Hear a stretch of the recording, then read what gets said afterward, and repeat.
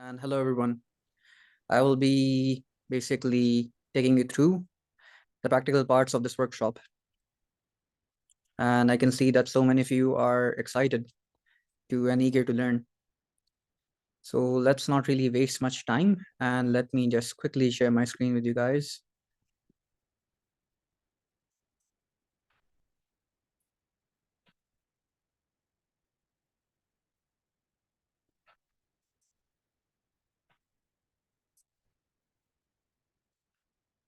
Okay.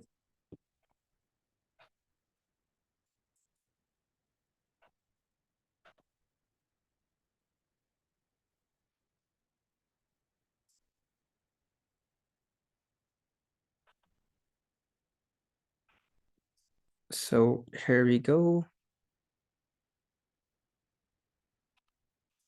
So I hope that, again, the screen is visible to everyone. Please let me know if that is not the case. Okay, it seems like the screen is visible, and let me just start it in full screen. So, and just give me a second to adjust.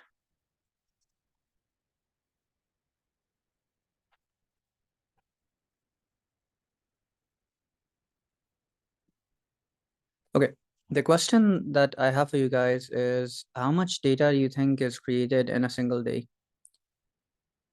You guys are aspiring to be data scientists. You guys are aspiring to wrangle the data that comes your way. But do you know how much data is created every day? Because essentially that is what you'll be working with. That is what companies will pay you to help solve. Shoot a number in the chat if you can take a guess. Quintillion, trillion, billions, trillions, those are all good guesses. It's astronomically huge, the amount of data that we generate. So the exact, and this might be outdated by a couple of years, but the amount of data that we generate is around about 2.5 quintillion. That's such a huge number that, to be very honest, most of us don't even have it in our regular vocabulary, and it's going exponentially. Like every day, new people join the internet, new people have access to phones, new social media companies start up. Just to give you an example, Twitter was by and large, it still is a giant in the social media scape, but for news and a lot of other content, Twitter was kind of the king. And now there are a lot of more alternatives that are just as popular, such as Blue Sky and Mastodon. And again, so many apps are created every day that you can imagine how the data keeps growing more and more and more. And thus, there's a need to have people who can help clean the data, who can help go through the data and find the treasure in the trash. So this right here kind of shows you some of the statistics in real time of how much data is essentially. Moise, I think the screen is stuck at a different screen. I mean, you'll have to check. Let me verify. Sorry, is the screen visible now? Yes, it is visible now. Okay, perfect. So the amount of data that's kind of generated in real time, like the amount of number of accounts that are created in Twitter, 330 accounts in a given minute, and around 17,000, like 171,000 tweets are created in a second. This is how much, again, how much data is just created on Twitter. And you can imagine, like, there are millions of people who are going to be interacting with Twitter. And if you take it, how many people are doing it in a second, that's the number you kind of get. Similarly, in YouTube, in a single second, you have around 60 hours worth of content being uploaded. So different people all over the world uploading data. That data needs to be stored, moderated, and of course, encoded in a way. And like 69,420 hours worth of content is consumed in any given day. These insane numbers are the reason why YouTube can kind of afford to pay content creators so much that people kind of can make a career out of it. That's a lot of data. And again, these are social media giants, which we all know. If you go into smartphones, for example, In the App Store, there are 19,020 apps that are downloaded in a given second, and 37,080 apps are downloaded on the Android marketplace. You can kind of quickly imagine that this is not going to slow down anytime soon. In fact, it's only going to get much, much worse in terms of the amount of data generated, especially now that AI and LLMs have become such commonplace things. So, from what we saw, from the companies that we saw, AI is kind of everywhere. Wherever you look, sorry, data is everywhere. Wherever you look, data is being generated, data is being used, data is being consumed. I believe it was some American guy that said that, again, America was after oil for the longest time, any country that had oil, and data is now the new oil. And this goes for every country out there, that they are trying to collect as much data as possible because it is really the new oil. If you want to make money, you need data. That's the reason for Amazon's success. That is the reason Facebook is what it is right now. Google will not exist without data. And wars are actually won through data. Just to give you an example of the different industries where data is so widely available and so widely used. You probably, all of you have at one point in your life ordered something online, maybe through Amazon, maybe through some local retailer. Can you let me know in the chat how many of you use these services on a daily? Maybe AliExpress, maybe Amazon, maybe eBay, or maybe even ordering food out of, let's say, Uber Eats. So Melissa says yes, and I'm guessing that's the case for a lot of you as well. All of this is run using data. The discounts that you see on them, how many discounts to give you, when to show you a particular deal, those are tailored to you to make sure that the application and the company makes as much money from you as possible. Similarly, how much to charge. Let's say you order something, how much money to charge you based on transportation, that's done using the previous data they have, data about the routes and stuff like that. So these businesses would not really be possible without the data. Let's talk about travel. I don't know about you guys, but I travel quite frequently and I have a love-hate relationship with airlines. Their pricing is honestly, it doesn't really make much sense. The pricing model that they have, the pricing is done arbitrarily. There are some fixed costs, but if you are a regular traveler and if you don't use incognito mode, you will see very different prices versus if you used incognito mode and some way where they cannot really tell who you are. So the amount to charge you, the amount of price to charge you, this is also done using data. Interestingly, if you did not know, airlines are notorious. So all of you know that airlines have a fixed number of seats, which they can, of course, sell tickets for. But did you know if there are 300 seats, typically they will sell more than 300 tickets. So they sell more tickets than there are seats. Can you guess why that is? Any guess in the chat? I'd love to hear your reasoning. Why you think that is the case, that they don't have as many seats, but they're selling more seats than they have? Exactly, people cancel. So the reason is a lot of people cancel, and not just cancel, they can't show up. I certainly have missed my flights because I did not manage to get to the airport in time. And that's a huge number of people who cannot really show up, and thus they sell more tickets because to compensate for the cancellations. And this is again calculated again and again and again, like how many tickets to sell, what's the ideal number. Because if you sell too many tickets, there'll be a lot of people then who do actually show up, and then you'll have customers who are not very happy. So this is also a big problem. And actually, there have been cases in the US where in one case, there was a doctor who was 60 years old.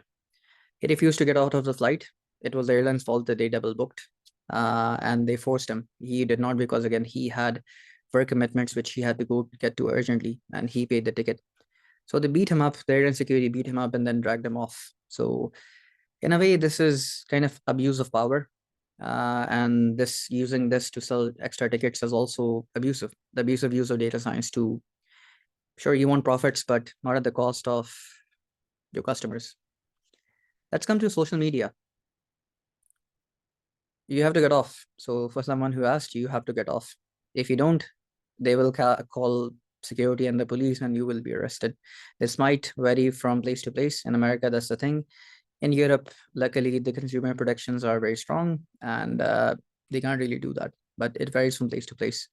In places or in countries where consumer rights are not as strong as corporations, then you have to do whatever they say, unless you want to spend a night in jail and potentially being like on a blacklist for all airlines. So let's talk about social media. While you guys have all observed it, the social media is really, really addictive. It's really interesting. But this kind of became apparent why that's the case through applications like TikTok. Cans, so they don't really know. It's random and it's just done using algorithms. It's done using machine learning and stuff. And they do get it right 80% of the time, but it's the other 20% which can cause problems. But can you guys tell me why TikTok is so different from other platforms like, let's say, Facebook? What sets both of them apart, aside from the fact that TikTok has videos and Facebook has other stuff than videos as well? It is short form entertainment, but aside from that. So you might notice that unlike in Facebook, where you can, again, explore a lot of stuff, go a lot of places, TikTok is just a video feed. You just scroll. That's the only option that you have. They don't really give you a lot of control in what you can do. Like, it's just scrolling. And the interesting thing is that unlike Facebook or Instagram, where you follow the pages that interest you, TikTok just learns your preferences and shows you stuff you will be interested in. And the algorithm is so good that despite the fact that users, you cannot really select, you can in a way, but most people, like, I do have a TikTok account, which when I'm stuck in traffic or if I'm in the airport, I'll just browse mindlessly. I never really browse like the people I follow, and it still gets so much of what I like, right? Can you guess how that algorithm might work?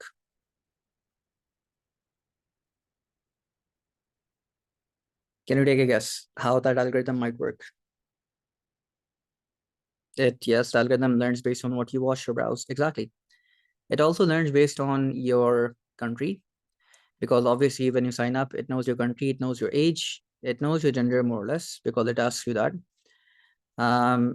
And couple that with your browsing habits, a few videos that you do watch, how much time do you stay on a video? Do you immediately scroll past? So it learns a lot about you, and then it recommends you stuff that might be relevant to your group.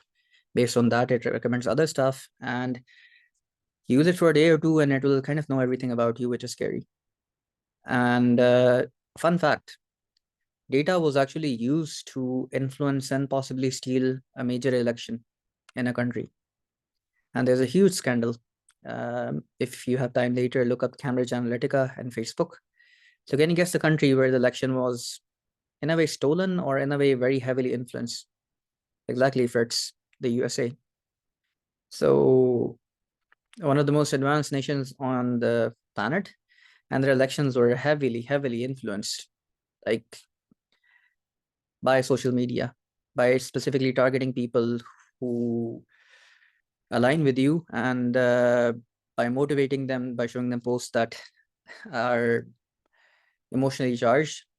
Like, it was a huge scandal, and that's kind of after that. I think that was when Facebook also renamed themselves to Meta, and partly it was to take away attention from all of the scrutiny that they were facing. These are again just a few places where social, like, where data is being used to the fullest. Then you have places like automation, like self-driving cars are already a thing. Like in the US, they're quite common. I live in France. Self-driving cars are also a thing, not as commonplace because they are also a risk right now, but they run completely on data. They run on images that are captured using whatever is coming, whatever they see, and then they make decisions based on that. The data in this case is images that are coming in. So in case you did not know, Tesla also has self-driving cars. And any data that Tesla's capture is automatically uploaded to their servers. And that data is then used to further train their self-driving car models. But in case you did not know, funnily enough, Tesla was kind of found to basically spend extra time training near the houses of influencers, because of course when influencers they take review the car, they're going to be reviewing it mostly near their houses. So that way they get a better experience than 90% of other people. So that's also the use of data in this case to basically trick people into thinking something is better than it is. In this case, influencers, journalists who will then write reviews about the car and stuff like that. So this was an embarrassing moment for Tesla. Then coming on to marketing, pretty much every app that I use, for example, let's go with LinkedIn. I use LinkedIn Premium once or twice, and it targets LinkedIn Premium to me quite a lot, since I don't really pay for LinkedIn Premium simply because I don't really see the value in it. They often offer me a trial for I think a month, I believe, a free trial in which I can use it. And I have another friend who also uses LinkedIn, but he has premium. He is a recruiter, so he needs premium. He never gets that offer. So that's also targeted marketing to me. So they want me to try it, get hooked on it, and then potentially keep using it. And of course, you guys have probably also received tons of offers on your emails if you open your email about different services that you use.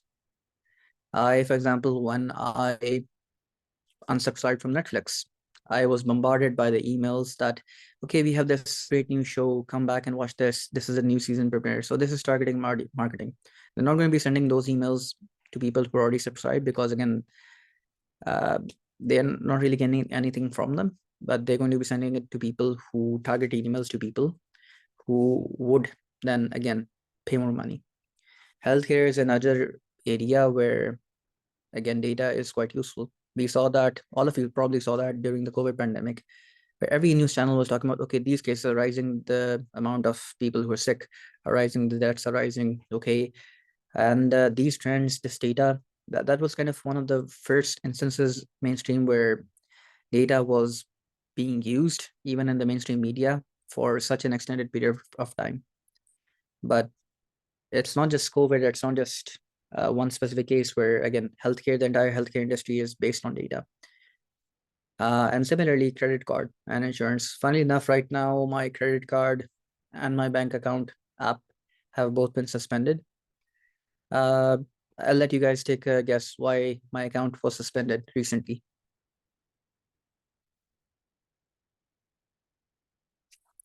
Increased usage, that's a good guess. Over limit, that's a fair guess as well. Unpaid, yep, fair. Fraud, also fair. Suspicious usage, bingo. So essentially, or it's been hacked. So essentially, I travel quite a lot and I am very particular about my privacy. So I have always on VPN connection on any device that I use, whether that's my laptop, whether that's my phone, or that's my tablet. So um, automatically banks are kind of trained to detect for suspicious activities or suspicious usage, and they ask you to typically verify if that's the case through the app, or they might call you, the agent might call you. In my case, yeah, they were like, you're switching countries way too often, and then they suspended me. It was just, yeah, it's the application of anomaly detection. So that's good that they're doing their job. It's stupid that they did not really ask me to verify through the application, which again has biometric authentication. But anyway, for a lot of people who are not as tech savvy, this is one of the measures that banks have in place to prevent scams and prevent something bad from happening. In my case, since I am also traveling, like I travel to different countries, but I'm also using VPNs, which kind of hop across countries. So it was like, yeah, this is suspicious. Like a person cannot go to multiple places, which is kind of correct. I travel a lot because of work throughout Europe and outside of Europe as well. And that is partially the reason my account was suspended, or not suspended, but frozen until they could ascertain that, yeah, nothing wrong was happening, because a lot of people do face these scams and a lot of people are potentially robbed. I know someone who was robbed of half of their retirement savings, though that's for a different reason. But these systems, they all use data and machine learning to basically predict if something wrong is happening. It's not perfect 100% of the time, but nothing in this world is. But it is powered using data. So we all looked at these very interesting examples about how data is so useful and how data is used to do these amazing stuff. But can you imagine like what goes on behind the scene? So the first thing is again understanding the business, understanding the data. And John Patrick, we are going to quickly just move into the data. Don't worry about that. Into working in Python. So the first thing is you need to understand the problem that you're facing, which is a problem with business understanding, and then you need to understand the data that you have. Once you do that, you prepare the data. Again, this is a process you typically have to do, and this is like 90% of the time, the 90% of your time as a data scientist will be spent on these three things. Then comes modeling, where you're using a machine learning model to actually make a prediction. Then you can evaluate it, what you've done, and then you can deploy it. So essentially, data science is just used to um, extract meaningful insights for businesses. Again, if someone is hiring you, paying you to work for them, that means they want some value. In a lot of cases, they want that value. They essentially want you to gather insights from the data, find out maybe why aren't you making as much money as you could be, find out new ways to make money. And we'll look at some real world examples of how brands actually use this data to predict their future. The 5 real world examples, they kind of include supply chain optimization. So if you did not know, Walmart is kind of a company which is very huge in the US, and the session will be recorded. Maputi, I hope I'm pronouncing your name correctly. So a lot of legacy retailers, they're kind of struggling. Everything has moved online, but Walmart is growing. Walmart is a giant, and they have grown for the past 11 years. Amazon has killed everything else. Walmart is not losing the battle. And notably, they have seen kind of a 63% year-on-year increase in online sales. So Walmart is primarily an on-premises kind of uh, on-premises kind of superstore, but they also kind of sell. Again, they sell online, but their business is primarily having stuff in their stores. So they use AI and predictive analytics at their heart to essentially uh, drive this again increase in sales. So Walmart takes data very, very seriously, and they take data from every store that they have, every store in the remotest of areas, and then they use this to essentially forecast which things they'll need for the future, which things they will are going to be in more demand. For example, let's say Christmas is coming. So last year, which items were most in demand, and which items do you predict this time will be more in demand? And combined with online behavior patterns, which are additional things that you can learn um, from, again, different services, the tracking that you have, you are able to, they basically, the total data that they have is around 40 petabytes. And this is to help them prepare for rise or fall in product demand so that they never encounter any losses. So Walmart's use of AI and predictive analytics is extremely invaluable for their inventory management because they buy stuff in bulk and they buy it to last a long time. And as managers can stock up appropriately without running the risk of having to make expensive last minute adjustments, essentially to plug in uh, items when they are short in supply, which happens quite a lot. One example you might all be remember when COVID came out and there was a huge shortage of toilet paper all over the US, and people were actually fighting about it. I still don't understand what that was about. It's not like toilet paper just kind of ran out, but the pandemic really caused people to go crazy. And based on the forecasting that Walmart does, it's able to personalize your experience similar to how Amazon does things. But again, Walmart is, and if you did not know, Walmart, I think, pays the highest to data scientists, what they did when they started this initiative back in 2019. They paid a huge amount of money to attract the best talents from the industry because they were competing with Amazon. And if they wanted to survive and thrive, they needed the best of the best. Then you have another kind of organization called Hopper.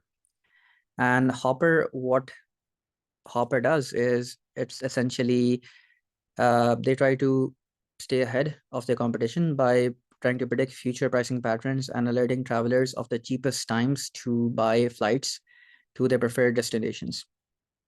So they help you make bookings for trips. And this is a huge problem for a lot of people. They want cheap tickets. So it helps you them plan efficiently. It does this by watching billions of prices per every day and based on historical data, each route and anticipating how the trend will develop. So all of this data that they use is available for free. You have data from flights, you have data from customer habits. All this data is available for free for anyone. So the people at Hopper, they just build a service around it, which again, if you do become a good data scientist, that's something you can make. You can actually make a product like this that can actually earn you money and make you a millionaire. Like it's because they're not really doing anything from themselves other than making the service because the data is available for everyone. But they're again doing a very good job in their data science process in that they're making the data easily accessible to you for you to be able to make smart decisions. And it's not the only company that makes such a service, but they have a 95% accuracy rate and they manage to save customers around $50 per flight. And of course, if the customer likes the service, they'll use it and you make money. So Hopper is an example of a business that takes machine learning and predictive analytics at the central tenets of their business strategy. With other giants like Booking.com and I believe even Airbnb has some partners for travels and flight bookings. But the point is, if you want to survive, you have to be good. And machine learning and predictive analytics allows them to do that and make tremendous money. The statistical models is uses to such a great effect, essentially holds lessons for all businesses. However, Hopper success comes from its reliability as an objective consumer advice platform, essentially. So all they do, again, they don't offer any service to you other than, again, taking the data and advising you what is best for you. So, and that too is done using machine learning, which again is done by data scientists, but you get the idea. Essentially, they don't really make anything, they don't really produce anything, but through predictive analytics, their entire business model functions.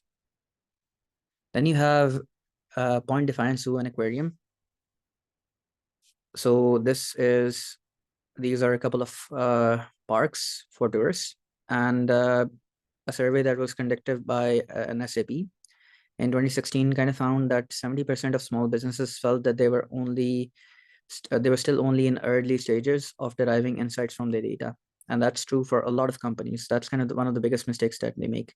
One zoo in Tacoma, Washington, essentially they stopped this trend or of again not collecting data, and they partnered with the National Weather Services to identify the factors that cause attendance figures to rise and fall so unpredictably.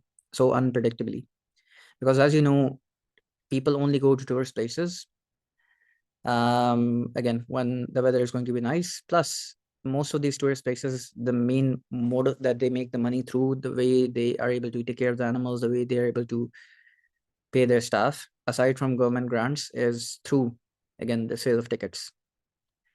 And they wanted to use the data. This knowledge was then used to model future visitor patterns using historical attendance figures and basically how the weather was going to happen. So they could predict when there would be a surge and they could predict when um, the people or the turnout would be low. And this project was kind of a huge success and is now the core part of the business model that the zoo operates under. And they're able to basically predict attendance figures with greater than 95% accuracy. And thus they're able to plan for it effectively. And as a result, because they're now able to predict when surges will happen, they're also able to make sure that the experience is better. Maybe in peak tourist seasons, they're able to hire additional help, which again helps with customers not feeling annoyed or customers having a good experience. And they also use AI-driven predictive analytics to monitor health data to essentially diagnose issues with parked animals to provide preemptive treatment. So I actually personally worked on a project similar to this, and this was for a zoo in another country. This was in partnership with the government of that country. So the system that I developed, essentially, you took photos of the animals before it was that doctors or veterinarians had to come visit every 3 months. There were 3 veterinarians in total, and they had to discuss how They then came to a conclusion of how the animal was, and there was no tracking of how the animal health went over time. And me and the company I worked at, essentially, we developed a solution where the zoo staff, again, the staff that just takes care of management, they have no skills in animal health. They just animal caretakers. They just take a photo from their phone, and using the AI service that was running on the cloud on AWS, it would kind of predict how the animal's health was doing, and it would track it over time and essentially alert them if anything went wrong. So they actually saved a huge amount of money on this, because now they don't really have to pay these veterinarians to come in every 3 months, take care of the management, to make sure that all three of them line up, all three of them come are free at the same time, then tracking the stuff as well. So this kind of saved them a lot of money. Then you have, again, another tool or used by IBM, which is staff retention. So as you're aware, if you work at a company, the company will not really want to let go of you as an employee if you're a good employee, because you are talented. You know how their business model works. If you go somewhere else, let's say Google does not really want people going to Meta. Meta does not really want people going to Google, simply because you'll be helping out the competition. That's not really something that they want, and so they want to retain their staff even if they can't really afford to. They don't need them. That's actually what a lot of companies did. They would just hire people simply because, not because they needed them, but because they wanted the competitor not to have them. So another really fundamental attraction of predictive analytics is to kind of potentially drive to deliver better outcomes against organizational goals, and these are often overtly profit based. um, So by uploading a structured data file, so essentially Watson is a service by IBM. Watson can essentially look at or find common contributing factors in staff attrition, meaning why staff is not getting along, what problems they have. And then this is basically fed into a generation of a quality score for each employee. Like, how is the quality of work for the employee? Like, how is his work experience? Along with how is he working as well. And based on that, they kind of project what is the likelihood that he'll be leaving the company soon. And then based on these reports, the business owner and manager can make use of these tools to identify with a lot of precision what are the problems that might cause him to leave, and then maybe give him a counter offer. Like, for example, if he has a lot of problems, let's say with the manager, maybe he could be shifted to another team.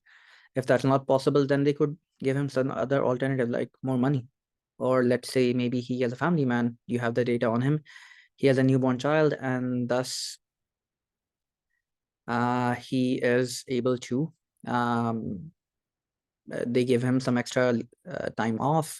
They might give him the ability to work from home more. So that might, again, uh, help him like stay. And these tools are used quite often in the big tech giants. And because, again, not only are you useful to them, you're also an extreme threat if you go to a competitor. And that's something they don't really want. Another is audience extension. So another company is Under Armour, and what they do is they make a lot of products, including wearables, including fitness clothes and other stuff. And they use their data to essentially improve what they offer. They have over 200 million registered users on their website and on their apps, and they essentially deal with more than 10 billion digital interactions per annum through their platforms. And for a company like Under Armour, you have a lot of competition. You need to know where you're spending money, okay? And you need to make sure the money is working well, but also knowing where not to spend it. So this is where predictive analytics come into play and helps them to invest and spend money in the bestest of the places possible to make the most amount of money. Because let's face it, Under Armour it might be a good brand for fitness. It's not Nike, it's not Adidas, it's not Puma. So they are feeling like they are the underdog in this situation, and to fight a good fight, they need to use the advantage that predictive analytics offers them, especially because Nike, Puma, and Adidas, they all use this data as well. So what Under Armour does is that they use AI, and they use it to perform tasks such as sentiment analysis to see how the customers are leaving reviews or what they're saying, and social listening to understand what customer thinks of their brand. and where the gaps in the market are. This is at the company to focus on becoming a digital fitness brand, an initiative that has seen it carve it a new niche in a saturated market. So Under Armour wasn't always a fitness brand like it is today, focused on health. It's just what they observed the market taking them towards, and they pivoted. And they are again making a lot of money. Their companies, again, companies are companies, two types of companies, one that pivot and one that do not really pivot. How many of you know the name Pebble? Have you ever heard the name Pebble or ever heard of the Pebble smartwatch? So if you guys have not, Pebble was kind of the first smartwatch out there. Before Google, before other platforms, they kind of came out with their own smartwatches. Pebble was the original smartwatch. It started as it started as a Kickstarter.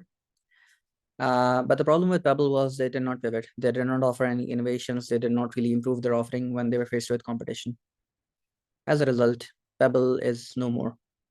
Like they did everything before Google and Apple Watch, those offerings did it. And they did it all the way back in 2012. So what are the key takeaways? The key takeaways is that predictive analytics, again, gives you advantage of predicting future movements and through analyzing basically the past data. So by looking at the past data, you're able to predict what's going to happen in the future. Again, you're not God, and AI is not really God either. So none of these things can make a like 100% accurate prediction. No one can do that. Okay. What you can do is make an educated guess, a very educated guess that may be accurate 80% of the times. If you know how the weather works, it works using the same thing. It uses predictive analytics. Predicting weather is not really easy. It's very, very hard. If you ever have had the chance to work with data, the raw data that comes in for weather prediction. And as you might be aware, some days it might tell you it's going to rain, but it actually does not rain. And one day tells you it might be sunny, and you go out with an umbrella, and then it might start raining. Trust me, it has happened to me more times than I would like, to the point that I carry an umbrella with me 24/7. But it's also accurate a lot of the times. And the same thing applies to these predictive AI models. Without them, your company will die, your business will die. And in today's day and age where everyone else is using them, you will not be able to survive. One example I can give you of um, predictive analytics being used to change the way the industry works. All of you probably use Instagram, and all of you have probably seen ads of these very shitty video games that actually the ads look nothing like the game itself. Like I think I was getting an ad recently for a game called Heroes Guild Hero something, and the ad looked interesting. It was certainly not something I'd ever play, but um, I noticed like that company. I did a bit of research on them to see how they were making money because the game is shit, and essentially they put 99% of their money into advertising. Okay, people then download an app, and again, mostly it's going to be kids or people who do not really earn the money themselves. So yeah, for them, just clicking buy to do an in-app purchase for a couple of dollars, that's no problem. I would never do that. I don't even pay for, again, I don't really like the in-app purchasing model, but the numbers speak them for themselves. Like they make millions of worth of dollars. For those of you who are gamers, you might know of Activision Blizzard. So just to let you know, you might know Call of Duty is a really huge game which brings the company a lot of money. But that is nothing compared to what a small subsidiary of Activision Blizzard, King, earns. So King is a company that basically made Candy Crush. So Candy Crush makes more for the company than all of these big titles. So uh, the numbers they speak for themselves, and that's why a lot of companies are spending on the mobile sector because people are so loose with the words. So now you have a sense of why data is important and how it helps with, again, driving businesses and making a ton of money. So what we're going to do is we are going to, and for a lot of questions that you guys have, we will have a question and answer session at the end. So for a lot of food, like your question, what does it take to be a good data analyst? We'll have these questions at the end. Don't worry about it. So now what we're going to do is we're going to actually take a look at a real world problem that you can actually work with to actually earn money as a freelancer using Python. So this is where we actually get into the live demo section. So I'm just quickly going to go I'm just quickly going to switch my screen share. I just need a couple of minutes.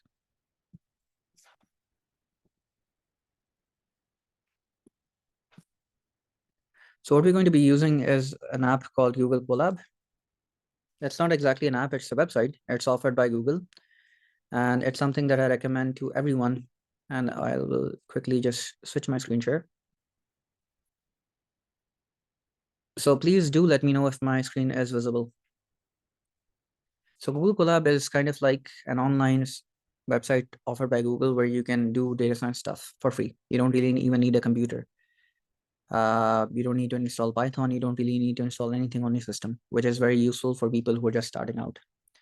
If the screen is visible, please let me know in the chat. And additionally, yeah, please let me know if the screen is visible. Okay, it's visible. Perfect. I see someone talking about Dark Souls. Yeah, your mother is a very good player in Candy Crush. So today I'm going to show you how easy it is to actually start as a data scientist in today's day and age. The first thing we're going to do is make a new notebook. You guys will not really have this stuff simply because I work a lot with it, and hence I have a lot of notebooks. So I'm just going to create a new notebook. And I'm going to show you today how easy it is, even if you don't know Python, to get started with this. Like it was very difficult a couple of years ago. But with the rise of again AI in general, coding assistants have made the barrier to entry a lot easier. I'm just going to call this workshop. That's the name of the file, workshop day 2. So just to give you a brief outline of Google Colab, you have two kind of cells. One is a code cell. This one is right hand, the other one is a text cell. So the purpose of a text cell is to write text, write an explanation, attach images, attach a link. Think of it, yes, essentially a fikil. I hope I'm pronouncing the name correctly. This is a Jupyter notebook, and essentially this is just running on Google servers. So it's much more easier to run. I recommend those who are starting out to run this. Again, it's just a website. Just go to collab.research.google.com and you can use it for free. So it's easier because a lot of things are already set up for you and you don't really run into a mistake of, am I doing something wrong or is there something wrong with, again, a particular library? So this takes away some of the guesswork. So, so I'm going to call this, let's say, prediction, which is what it is. And I'm going to make this the title, as you can see here. I can just press and shift enter, and this would kind of make the cell into a text cell. And I'm just going to move this up like so. If you prefer, you can do that, but it's possible you might not have all of the libraries. So what we're going to do is just quickly going to click connect. And today we're going to be using a lot of the AI assistant here, simply because that's a much better way for you guys to start. And again, if there's a tool that makes your life easier, you are stupid not to use it. So what we're going to do is first we're going to upload the data set we'll be working with here. So in this folder, I can just upload a data set from my computer and it's a CSV file.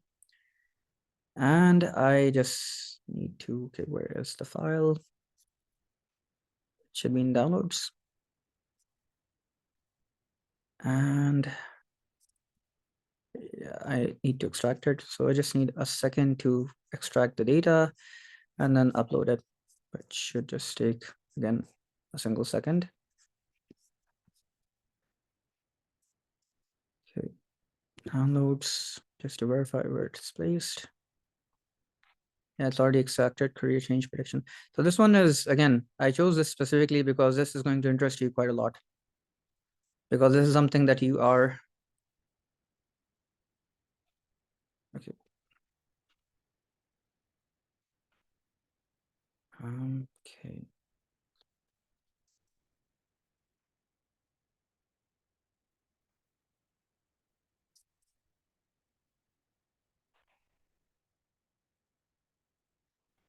Okay, so it's in a zip format and I can extract it.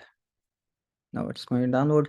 So why is the file not showing up? Let's actually verify what the reason is. Rename, Control C, just to verify the name is correct.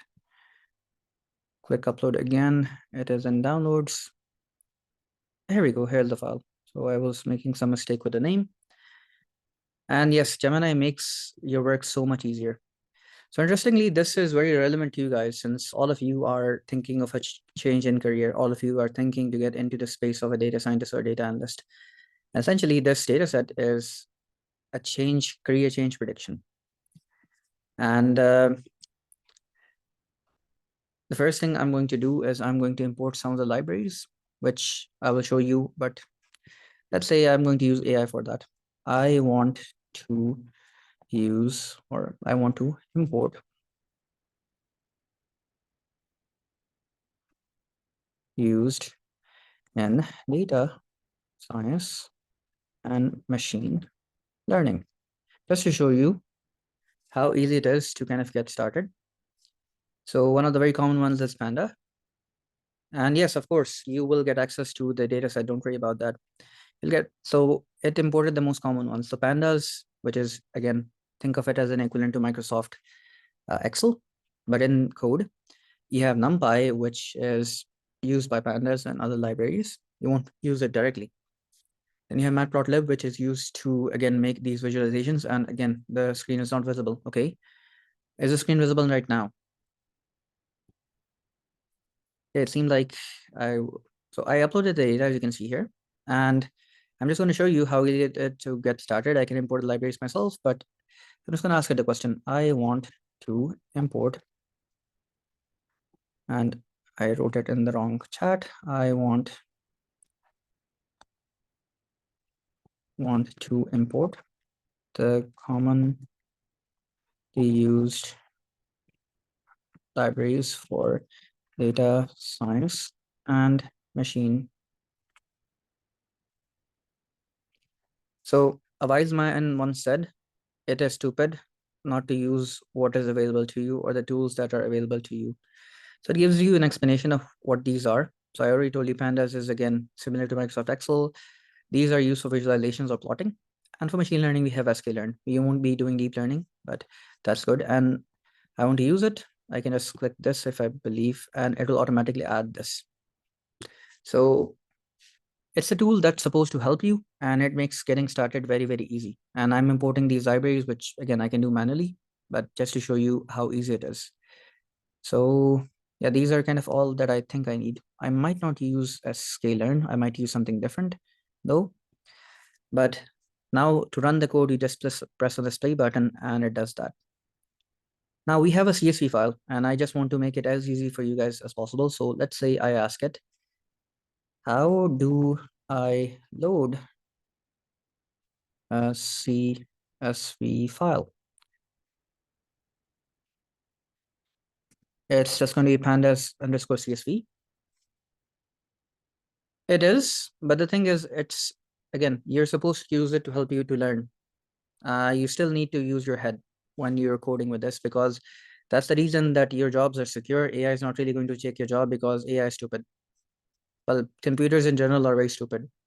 It might tell you something, but you have to make sure that what it's saying is correct. You need to understand it. Otherwise, well, things are going to be tough for you. So in this case, I'm going to load the data. I've already imported pandas. I don't really need that. Okay. I can just get rid of this. Again, if I run this again as well, it's not really going to cause a problem for me, but I'm just going to get rid of this. And what I want to do is I want to load the file, and the path of the file is this one. So I'm just going to click on rename, and I'm just going to Control A, Control C. I'm just going to copy the name, and I'm just going to make sure that the name is correct here.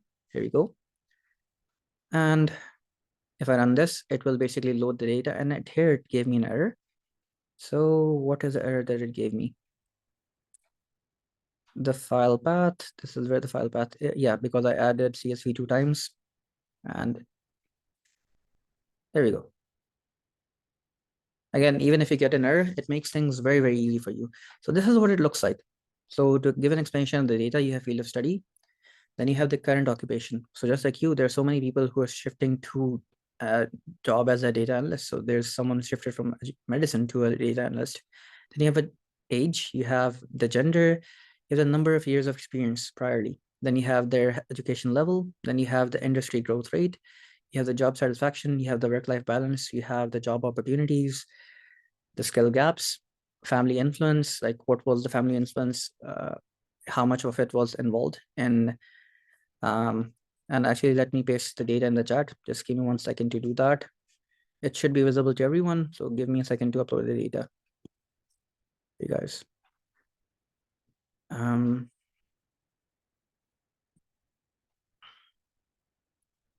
So it's in the zip format, and this exact data is also, again, what we're using for the workshop. So what you can see is this is kind of the data that's visible here. You have the number of years of freelancing experience because a lot of people, they do freelancing first and then they switch. If any mentor was available, help them switch the number of certifications they have.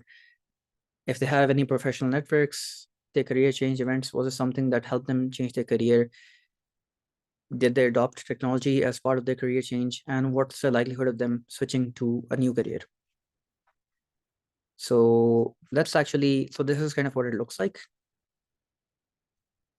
So let's say now, typically, as you are aware, there's always the case that there might be something wrong with your data. Your data might be missing something in it. So I can do it directly. I can, again, to check for non-values, again, very easily, I can ask it, are there, how do I check? Do I check for missing, how do I check for missing values? And yes, you can load up any file. So CSV is the most common file type because it's also used by Excel. But you can load up JSON, you can load up XML, and you can work with a lot of them. So I just asked it, how can I check for missing values? Because that's a huge problem when you're doing machine learning. So in order to, and I uploaded the zip file here in the chat. I can upload the raw file as well. Let me, okay, downloads.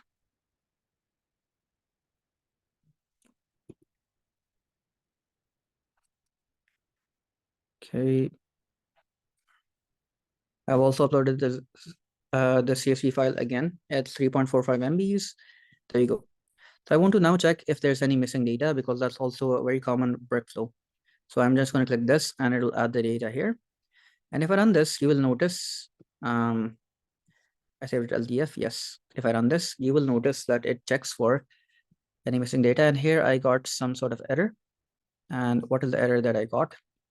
And this is also a very, again, common thing. You will get errors and I can just copy the error like so. I can ask it, hey, I got an error here. How can I fix it? And I'm just doing it to show you how easy things are now. Back when I started learning how to code, trust me, you spend hours. If you're lucky, you had a mentor who could quickly tell you these things. You still need a mentor now, but if you did not have a mentor, you spend hours essentially trying to figure out what's wrong on different forums. So it says that, again, I'm trying to access something that's known as column name. It does not exist. I need to verify if it's correct. Okay, I need to replace it with the name of the actual column. Replace the spaces with an underscore if that's the case. And let's actually look back to the code. So it's not supposed to be column name. First it checks for missing values. And if I want to check in a specific column, I just need to replace it. And here again, it told me to check in a specific column name. And let's say I wanted to check for something in freelancing experience. So I just select this, Control C, copy. I can just paste it as it is, as you can see here. So this will help me check in missing values in the column. And now you can see I don't really get an error. And this one is again for just that column. So you can see how this is a tool that is supposed to help you. And it helps you really get up to speed really quickly. So now that we've checked there is no missing data, I basically want to, let's say, so this is what we would like to predict. What is the likelihood of basically changing your occupation? So typically I want to either it's yes or no. So let's say I want to make a bar plot to see it. I want to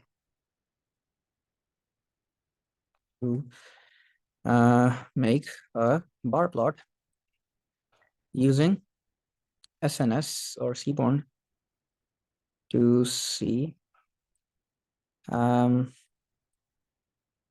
for one column.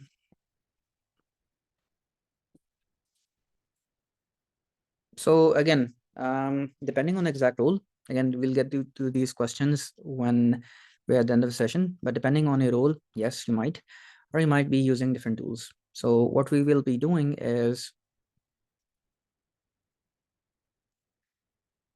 I will just be opening this here and okay, put it in the wrong direction. No problem. I can just move things down as so. And what it's going to do here, since the thing that I'm trying to predict is, yeah, here I got an error because that's not the name of the column. I can just copy this, copy, and I can just replace the name here. And if I run this, this is what we are going to be trying to predict. So 0 means you're not likely to again change your career. 1 means you are likely to change your career. So you can see there are more than 15,000 entries that people are wanting to change their career, and there are more than 20,000 that are not. So let's say I want to improve it a bit. I don't really like how it looks. So let's say now that I would like to see the count on the bar plot. So I can just ask it that. I don't see the count on top of the bars of the bar plot. So it will essentially, again, the way I had to learn to do this, by the way, was spending hours on the documentation. And again, even now, despite AI, documentation is your best friend. I don't want to say that this is a replacement, but okay, let's change this code. So I'm just gonna hit this, Control C. I'm just going to paste it here, Control V, like so. And again, it's not called column name. I want to basically visualize this, and I can just replace this here to make sure it's the correct name. And now again, I've managed to change it and it looks okay, but I don't really like the way it looks. It looks ugly to me. So let's say I want to change. I want to make it look RETTIR.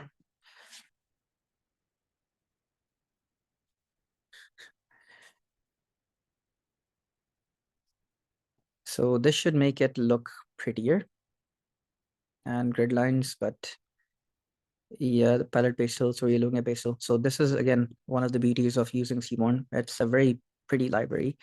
It makes things pretty very quickly, and I can just I copy this and I need to paste this here. And just to show you again how AI is so helpful to you, yeah, instead of column name, I need to copy it again. So I think it's pretty enough after this. So we'll just quickly move on. But just to show you how easy it is, now it's pretty. Don't you guys agree? Though I don't really see the label on top here. So that's something that could definitely use fixing. But you get the idea. You can change pretty much anything you like. I can change the colors to maybe something different. I can do a lot of stuff. So I want to now do something different, which is also a part. I want to look at the distribution. So again, what we're doing is something that's very simple for the beginner to understand. I imported the libraries, which are external things that anyone can use, and then I loaded the dataset because we're working with data. And again, just to show you, I asked it to load the dataset for me, and it will be provided to you. So then typically, if there's any missing data, just remember, imagine if you're taking an exam and you have a question in the exam and that question is incomplete. Because it's incomplete, you cannot really answer any question. Like that happened to me, I remember, in a couple of exams. And It's the same file, Ronaldo. And when that happens, you can't really answer the question. So similarly, if there's any missing data, well, in that case, there is some missing data in the skill family influence. So this is the only thing with missing data. Yeah, there's some missing data, and we will basically be getting rid of it, getting rid of the missing data. So then what I looked at was the target value, which we're trying to predict. So there seem to be more people who actually did switch their job, which is a one, and who are likely to switch their job, because again, the number of people who are lucky enough to find a job they're happy at is very little, because you might have a bad boss, because again, your needs might change, might need more money, and again, businesses don't really like sharing money. So let's say now I want to look at the distribution. So I can say I want to look at distribution, or the different values that exist for all of the numerical values. I want to look at the distribution of all the columns that exist, all of the numerical columns in the data frame. So this will kind of help me to see the different range of values that kind of exist. And it will basically give me a plot, assuming that, yeah, it's going to create subplot. So perfect. So I'm just going to open it like this. And where did it take it? Yeah, it took it above as well. And I'm just going to move it down here like so. Now, if I run this, you will notice that, again, I want to basically look at the distribution or the different values that kind of exist. And again, a lot of this stuff is going to be a bit difficult for you to comprehend, again, because it takes a lot of underlying concepts as well. But again, if you do learn these things, it becomes pretty simple and pretty easy. So this one is, again, the distribution of career change. It doesn't really look correct. So most of these distributions, they are not correct. And this is what I meant by saying that, again, AI is stupid. It might not give you the right answers all of the time. So this is a distribution of age, and it kind of makes somewhat sense. I think that's correct here. You can see that there are a lot of people in the early 20s. This might be 2021, and again, similar, a lot of people in their 26. So this seems to be a cyclical trend, but it's possible that uh, the graph that's being displayed is not really correct. But you can see how you can change the stuff. You can, again, change whatever you like. I just wanted to look at the distribution, and this right here is not really a numerical value that we can look at like that. So maybe we need a different way to visualize it. Maybe a pie chart or a bar chart would help. But again, these are some things that we need to change. So if you look at the original values, you had a lot of stuff that was numerical, but not all of it was in numbers. So age is the only thing that makes sense to look at as a distribution, but a lot of other stuff are kind of categories. So let's say I wanted to look at the field of study. So I want to make a pie chart of a particular column. And what I want to make a pie chart of is the field of study. I want to see how many people are from what field.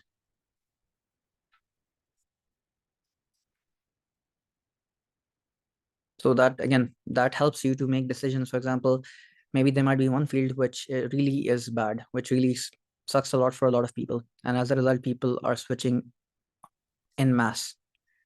So I can just go up here, and I'm just going to delete this visualization. Clear selected output. There you go. I'm just going to go up here, and I'm just going to select field of study. And you can see what is the field that this person studied in. So I can just replace it right so. And again, what the purpose here is to help you understand your data before you can actually do something. So you can see that these are the different fields that people came from.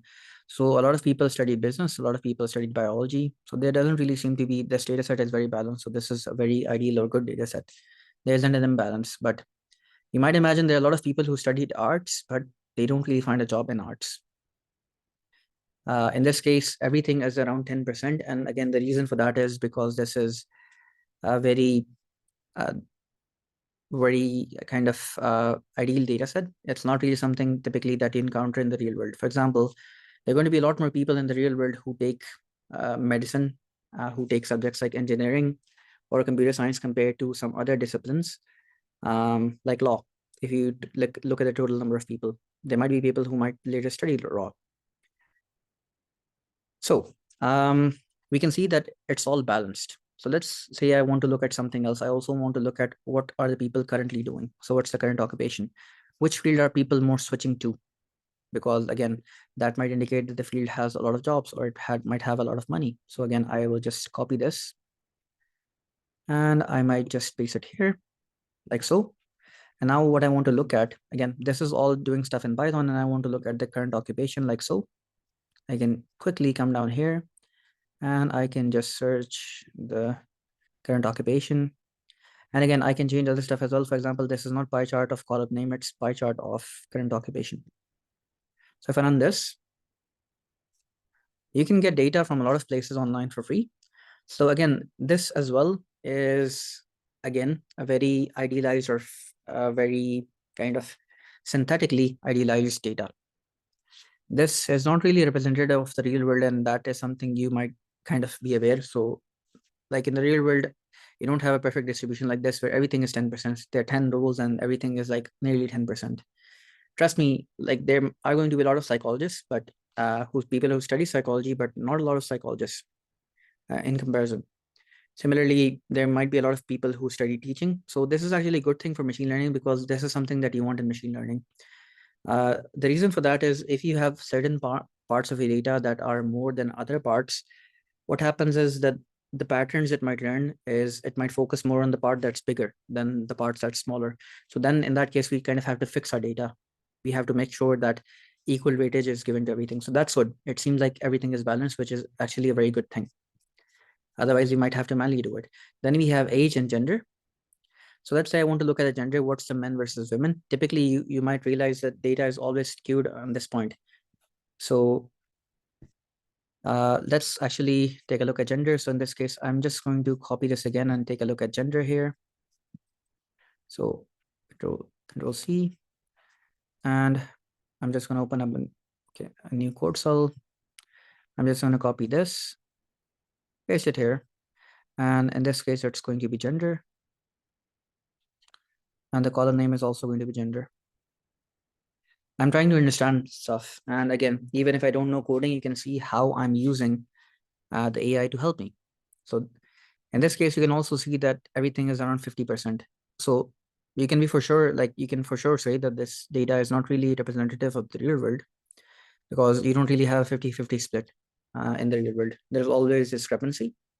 So, and because of that discrepancy, we have to fix it because the algorithms we use, they assume that everything is balanced. So we have to manually fix it. But in this case, it's good. We don't really have to manually fix anything. So another important thing that we have to fix because our goal is to use AI and our goal is to basically predict if I give you a person with these data points, what is the likelihood that he is going to leave his job or leave his career and maybe shift to a new career? You guys, all of you, you're here because you're interested in data science, but all of you are coming from different places.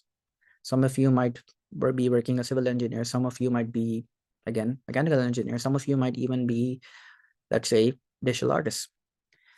And the way you deal with missing data, we'll take a look at that in a second. So that's kind of what we want to predict. Now, one thing machine learning is very bad at is that if you give it data that tells it the same thing, that is going to mess up your prediction. What do I mean by that? All of you have your age, and all of you also have the year of your birth. Those two things, are they the same thing or not? Well, they tell you the same thing, the same information. You can get the same information. If I have the year of your birth, I can tell your age. If I have your current age, I can tell the year of your birth. So both of you both of those things tell you the same information. So we don't really want that. In machine learning, there might be certain columns that tell you the same stuff. For example, let's say, let's say you had your age, but you also had something else. Let's say that you had your year of your birth. Well, let's say you have your gender, and you might have another column that what is your preferred attire of clothing. Like, what kind of clothing do you like to wear? Men will mostly say like shorts, pants, and maybe suits. For women, it will be more dresses, which most men don't wear. So you can kind of see that there is inherently some uh, different columns will tell you the same information, and you don't really want that. And so that's something that we always check for. So that's kind of called correlation in machine learning, and I can just simply ask it, okay,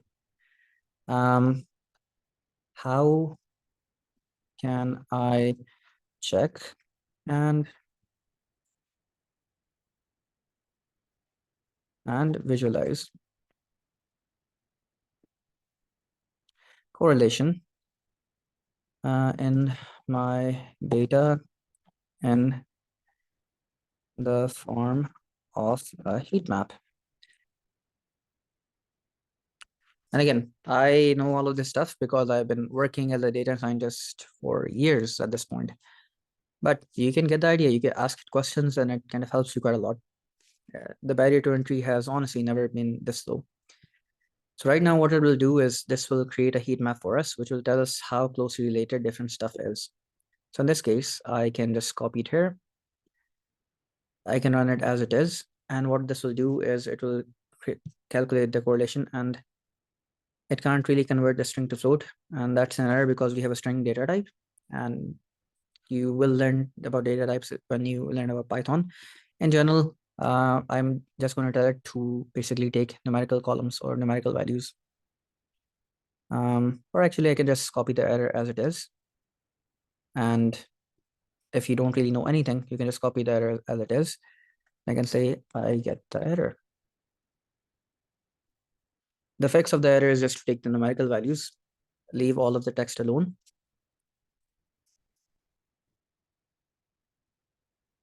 So one way is to take only the numerical columns. Another way is to basically perform categorical encoding.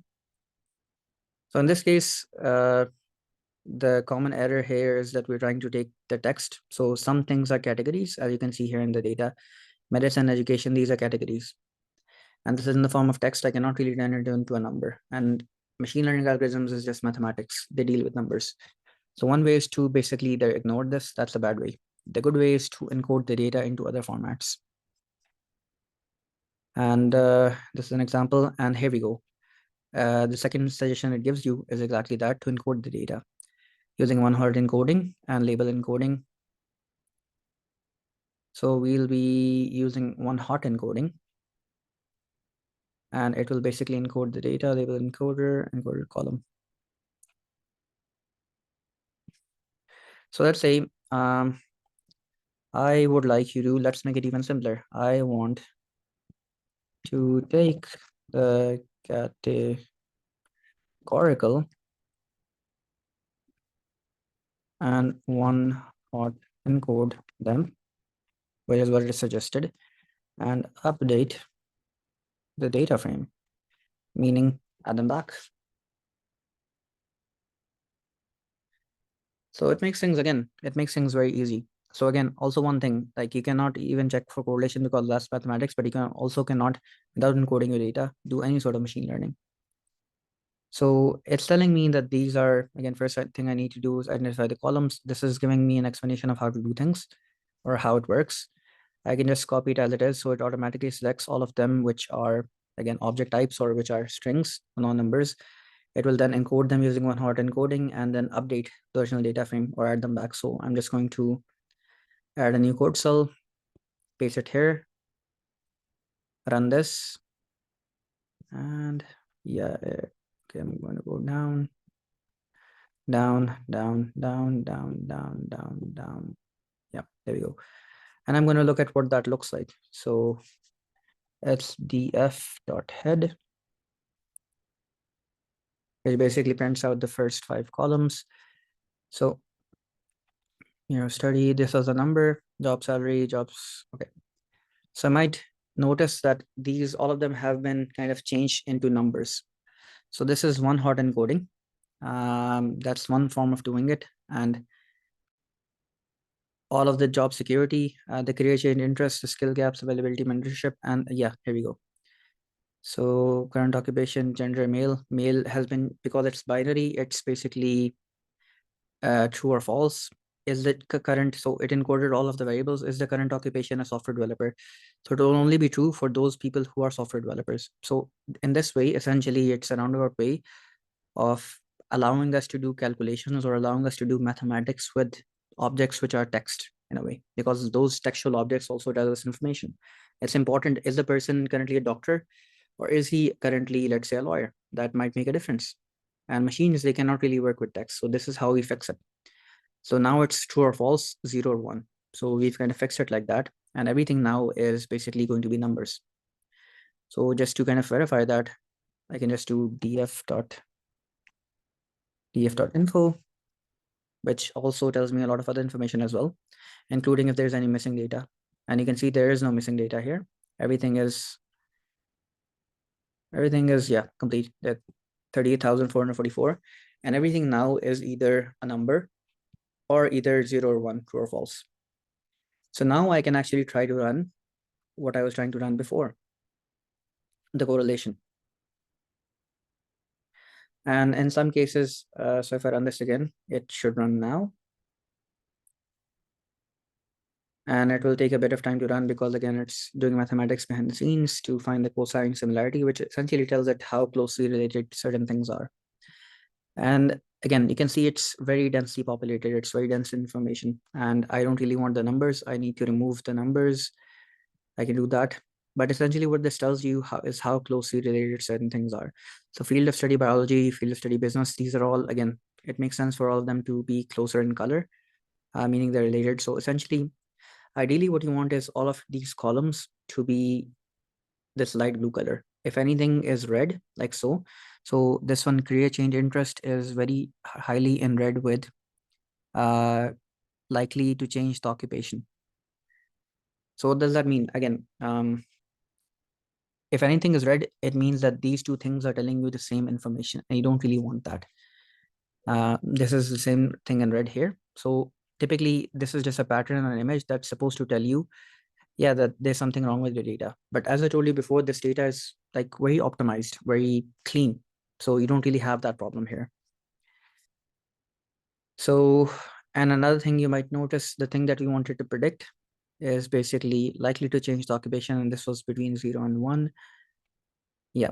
So the next thing that we're going to do is we've seen that the data is clean. There's no missing data. We don't really need to do anything related to that. We've seen that the data is not really correlated. So we don't really need to do anything with that. We also basically, there was one problem with the data, that not everything was a number. So we changed it to be numbers. So what we can do now is we can actually try to train a machine learning model and try to make a prediction. So the thing that we're trying to predict is likely to change the occupation, which is basically this column right here. Actually, if I go back up, just to verify, this one right here, likely to change the occupation, 0 or 1. This is what we want to predict. So I can ask it. So I can ask it, how do I train a machine learning model? And it will answer you that question and give you the code. In general, to train a machine learning model, the first thing you need to do is understand your data, make sure the data is clean. If it's not, you have to clean it. And we kind of took care of all of those steps. Now that your data is prepared, there's a lot of other stuff you can do. Again, and those are, again, maybe some advanced machine learning techniques. You can simplify your data. You can take all of the data and use a machine learning model. Essentially, it's a probabilistic model to convert this data into something a bit more lighter and smaller, to which helps in finding patterns. But today we're just going to simply be training a model. And the model that we're going to be training is a random forest. So let's say I ask it, I want to use the data frame to train a random forest model to PRE to do a binary. So I press this, it will help me in how to do that. And if I have questions, you can answer those as well.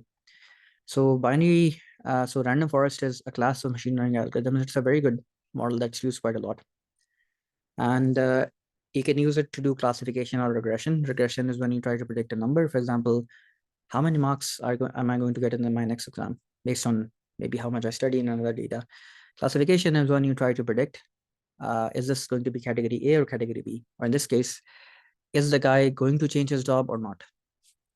So here's all of the data that I kind of need to make and this is all the code. And I have an explanation of the code. So how many of you guys have actually given a test in your life? All of you probably have, but do you remember how you felt when you gave the test or how the test kind of worked? And you guys tell me. So typically, at least the way my teacher gave me tests, I remember one of my teachers, she would essentially go through examples in the class. We would practice those examples, and then she would give us a test, maybe at the end of the month or at the end of the chapter or at the end of the week. And those questions would be new questions that we would be given. And based on those two new questions, we would essentially make a prediction. Based on those new questions, we would have to answer them. And if we got them correct, we got good marks. If we did not, then we would get bad marks. But whether you did good or bad in the quiz or on those new questions depended on how much practice you did for the exam or for the test. If you practiced those examples in the class, then you would do good. If not, you do bad. So it's the same thing here in that we only train the model on some data. We split the data, some is for testing, some is for training. So the training data is again used to train the model, and then we test it on new examples, which we have not shown it before. So I'm just going to copy it here. Here it's essentially importing all of the necessary models, including the accuracy or how accurate the model is. This is what we'll be testing it on. This is the name of the model, and this is basically code that helps you to split your data into testing and training. So do you remember what was the name of the column that we were going to be using for testing? Or what are we trying to predict? Do you remember that?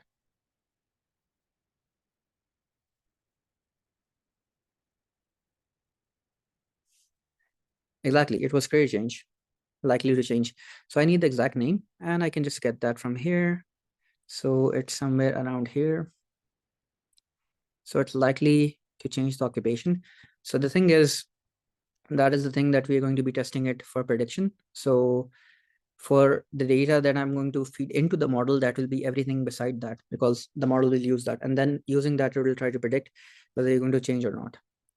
And the thing that we are trying to predict goes here. And sorry, I did not catch what Mahmoud said. Yes, it would. So all of these questions will kind of be answered towards the end.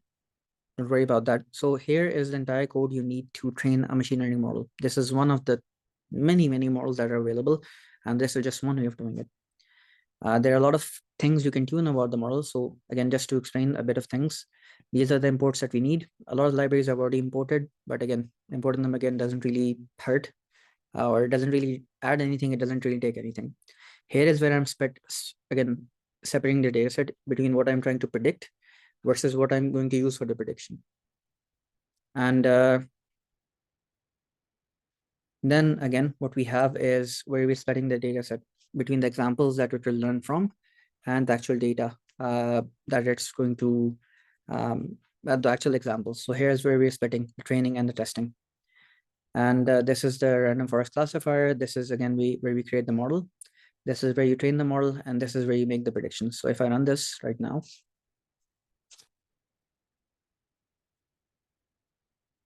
so we get an accuracy of 1, which is surprising. So technically, you should always remember, whenever you get 100% accuracy, something is wrong. Something is definitely wrong. And you never really get an accuracy of 100% on anything.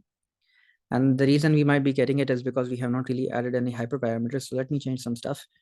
I would like to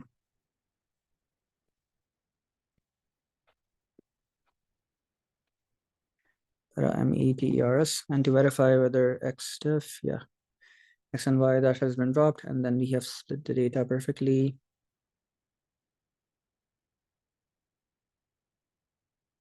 Okay, number of estimators. Okay, not the param grid. Okay, I don't really want to tune the hyperparameters. Okay, I would like to use 100 ESTIMATORS. So again, that's an overfit. Yes, that is exactly an overfit. Another reason is because the split that we did, sometimes you might not really get a right split. So you also do k-fold cross-validation. Okay, where is the hyperparameters? Okay, I need to, here's where I created the model, random state. I can just add it here manually because I know number of estimators equals to 100. I run this now, assuming I have not made a spelling mistake.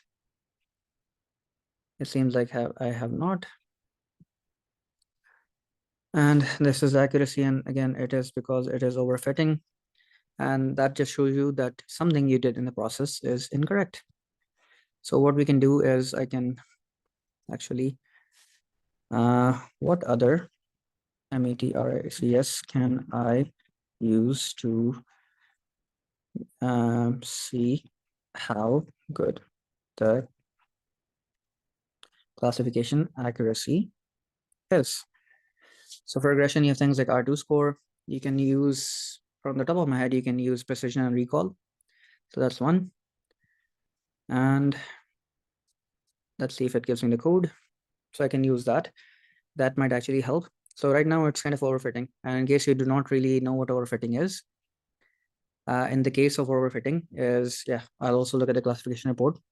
In the case of overfitting, essentially what happens is your model has memorized everything. So it's not really learned anything. It's basically memorized everything. And that is typically a bad thing. So I can just use this. So I can just open this in a new cell. If I run this now, it gave me an error, and the error is because it's called as y. So y test. So it's called y test. Y true, and this is also y test. Just need to actually, so I can just actually just change it here to TRUE model.fit train. Okay, y train x test. This I changes to y true, and this is y train. Perfect. And I just need to change it to y true as well for the sake of. So we split the data and then put, so the data has been split into two parts, and part of the data it should never see. They give me many reasons for getting 100%. In this case, if we take a look at it, this is a confusion matrix, so it got everything correct, which is kind of overfitting. So that means typically that there's some data leakage. And again, it could be potentially because the data can use a lot more cleaning. So there's a lot more stuff that can be cleaned in the data. Let's verify if there's no data leakage. Here I've dropped likelihood of change. And the test bit size is this. Okay, let's actually try it with a different model. So there seems to be some sort of data leakage. And yes, PCA is one of those advanced techniques you can use to remove unnecessary features. So let's actually do that. So we can actually do PCA here. So I can just ask it, I would like to use PCA to simplify the features. And that's, again, one of the ways in which you can deal with your data being really complex. And in this case, there's a lot of data and a lot of it is not really useful. So you also want to see if there's correlation. In this case, actually, there doesn't really seem to be a lot of correlation between what you're trying to predict and anything else, which can also be kind of a problem. So I'm just going to extrain excess PCA. So I'm just going to copy it here. It's here. So this is where we did PCA. So in case you did not know, PCA is one of the algorithms which you can again use to simplify your data. And here I'm getting an error. I just need to change the target column, and that is this one right here. And I can also reduce the number of estimators, but Again, that should not really be the reason, I think, but you can make them a lot simpler to prevent overfitting. So this is where PCA happened. I can just replace these values, x train PCA and x test PCA. So I can just comment these out like so. I just need to replace these. This is x train PCA. This is where it did the split. Okay, from training a model. Okay, it comes here, and I just need to use xtrain and xtest PCA. So, and for prediction, I use xtest PCA right here. There you go. So if I run this, and assuming there is no error, and I can, of course, reduce the number of estimators from 100 estimator again. So the way random forest works is that it uses a lot of different individual decision trees to make a prediction. And now we can actually see it's taking a bit longer. And that's actually a good thing. That means something is happening directly. If it happens too bit quickly, that typically means something is wrong with your data, but also we could see that the accuracy being one was problematic. Nothing in this world is ideal. Like you will have errors, no matter how good your model is. If you're getting, so there you go. So you actually had the right assumption, Daryl, that again, making our data, simplifying our data was good. Another way, if you don't want to do PCA, you could use a more complicated model, more complex model that could kind of find the different patterns. But we have an accuracy of 89%. And Daryl, yes. And you can use boosting and bagging exactly, but that's something of an advanced topic that I don't think we have time in the workshop to kind of go over. And yes, Mahmoud, in the actual course, everything would be taught in Scratch, starting from the very basics of Python, data types, all the way to advanced stuff to like machine learning. But you would basically learn everything before moving on. So you don't really have to worry about that. And here you can see that the model is actually quite good. And but there are some mistakes. So these are the true predictions that are correct. These are the true predictions that are kind of false, meaning yes, the person will leave the job. These are the correct predictions for that. No, the person will stay here. These are the correct predictions for that. And these are the incorrect predictions that this model kind of made. What changed, Daryl? Basically, since we simplify things with PCA, and I think there was some data leakage that was happening here.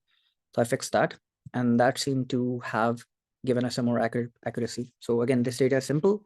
So 89% is quite reasonable. Okay, we can actually even further improve it by tuning the hyperparameters. By doing this, you are able to kind of predict. And I did add PCA as well. Yes, you can see that I did PCA here as well. But that improved the prediction that I made quite a bit. And again, using the system, you can actually predict what is the likelihood that the person will change their job.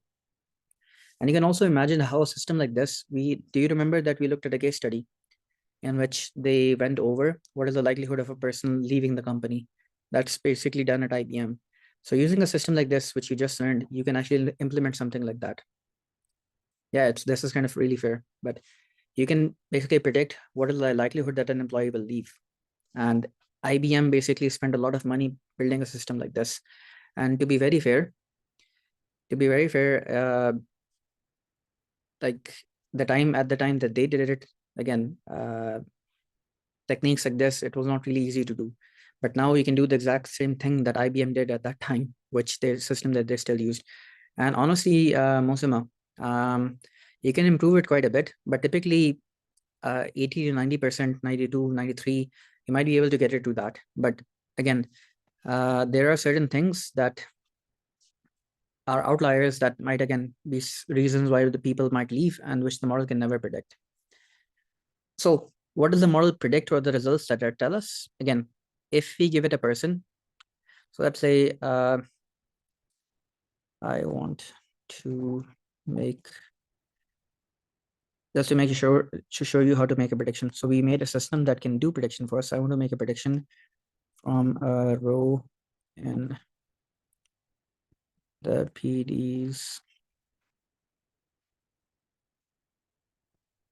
Okay, I can actually, okay, I want to make a prediction DRE, DRE, DRC, DI1. So it will just give me the snippet of code just to show you, but again, it's simple model.predict.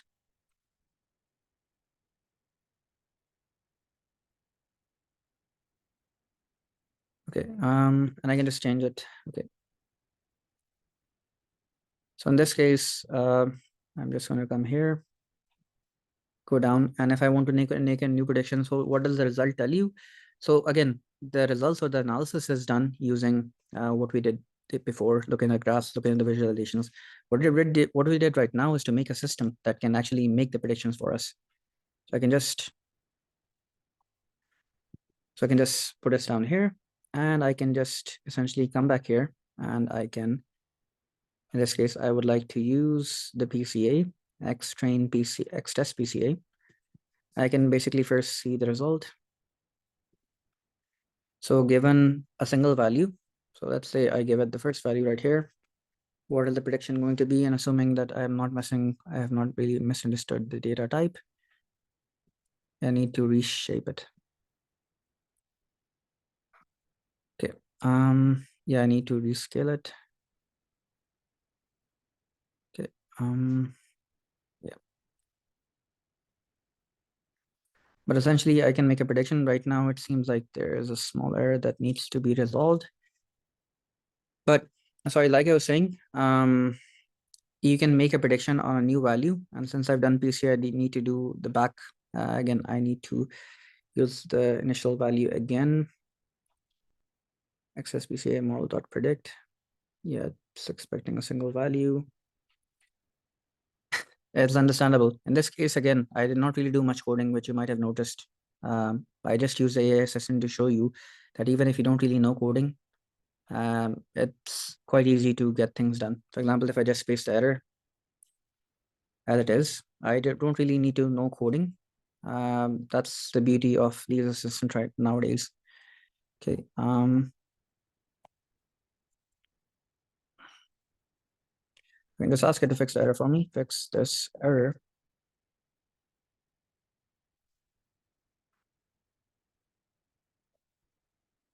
Again, it has context of everything, all of the conversations that went on before. And the reason it's giving me again is because the shape is not correct of the data.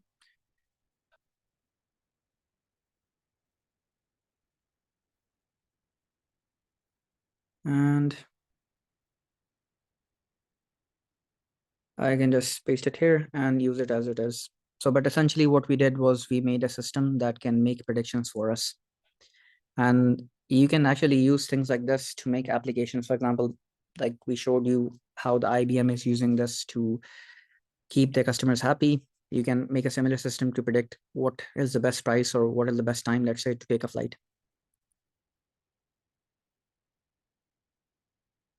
So are specified, yes. Can a prediction result if a set of data values? So yes, you need all of this data to make a prediction. And this is data that you have, but you need all of this data to make the prediction simply because that's how it was trained. It's like, for example, if I don't really give you the entire question, if you have a test, I don't give you the whole question, I don't give you all of the values, you can't really solve the question. If I ask you to calculate the square root of, let's say, an equation, or let's say a formula, or that's even a value, if I don't give you the value, you can't even calculate the square root. So it's similar to that. Without the data, you can't make the prediction. But yeah, that's kind of it for the coding lesson. And most of the things we kind of looked at were all, most of the things we looked at were all, again, you saw that coded using the AI assistant. And you don't really need coding skills to get started. But of course, in the course itself, everything will be taught from scratch. And hello once again, everyone. So thank you first of all for, again, coming for day 2. You have chosen, again, another day of your weekend or your rest day to learn something new, to upskill yourself. And that's the kind of dedication you need to, again, gain the skills and progress in your career. So for those of you who were present yesterday, what we covered was using Python to essentially train a predictive machine learning model. So we went through the process and we saw how generative AI is able to assist you even if you know little to no coding, and that has really reduced the barrier of entry. So today we'll be looking at another aspect of data science, which is data visualization. Particularly, this is a no-code way that is used by a lot of data analysts. So how many of you know about Power BI or have heard about other such softwares such as Tableau? Just let me know in the chat, either a yes or a no. Okay,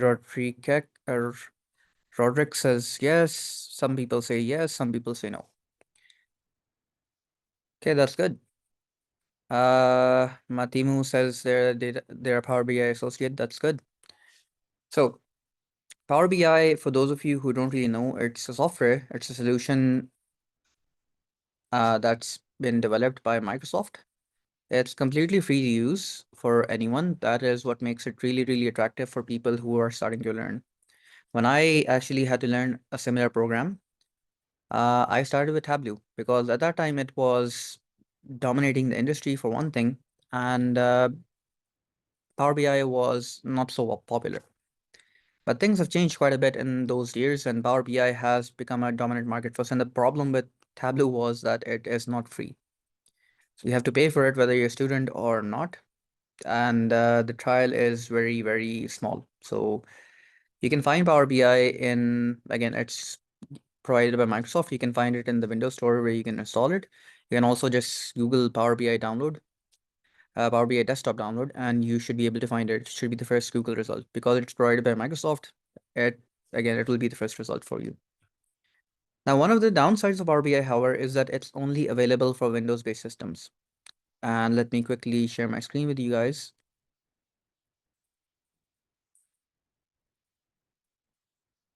Okay.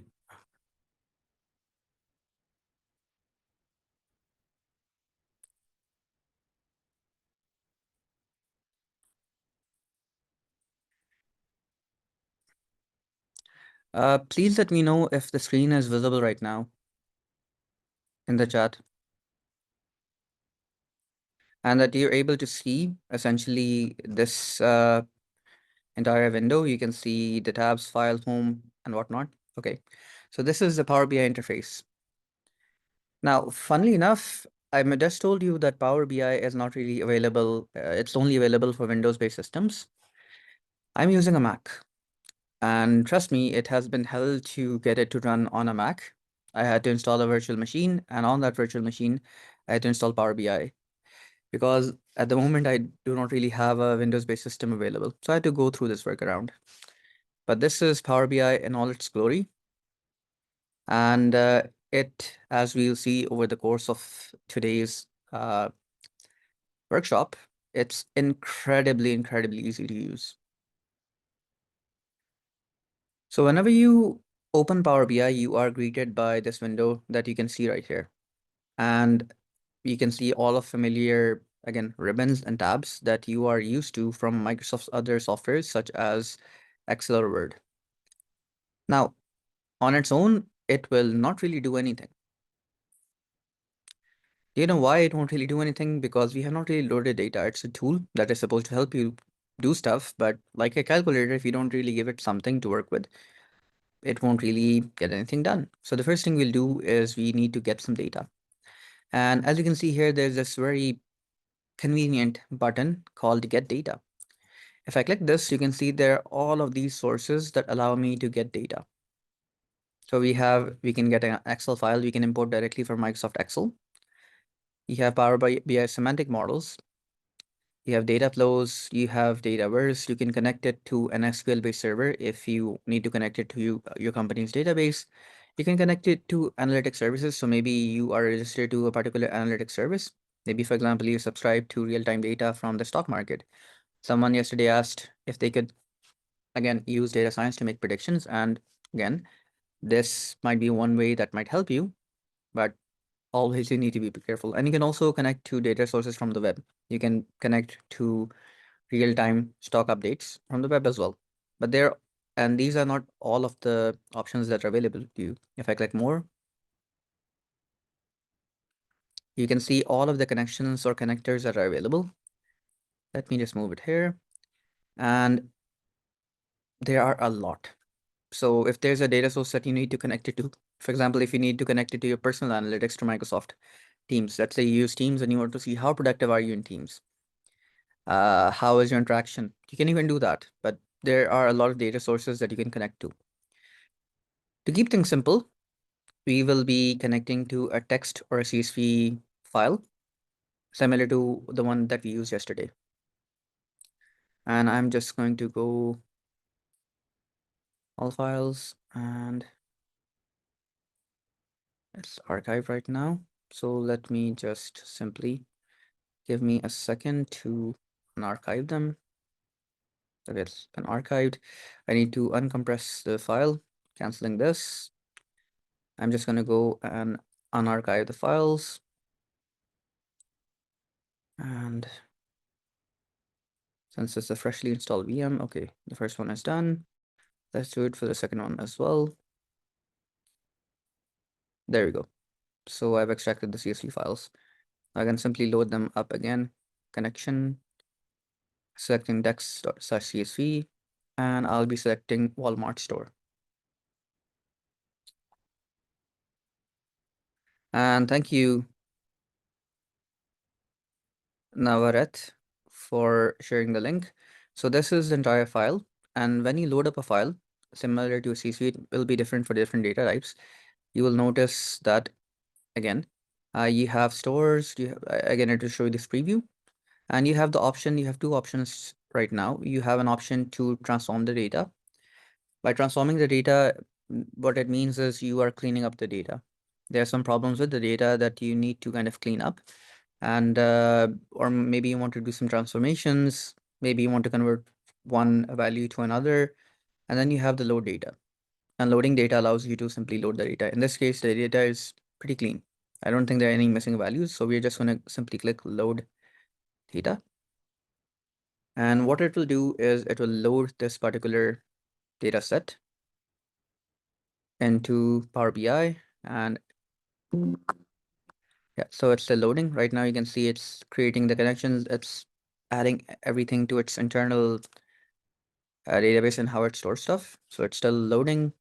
We'll give it a second or two. Typically, again, Power BI is extremely fast. I am right now running a virtual machine on top of macOS, and inside of that, I'm running the software. So that does add a bit of latency on top, but it's still pretty fast. So as you can see here, if I just close this, this is kind of where the data lies. I can just drag it here, and I can see that these are all of the columns that I have. CPI, date, fuel price, holiday flag, store, temperature, unemployment, and weekly sales. So a lot of them are kind of self-evident.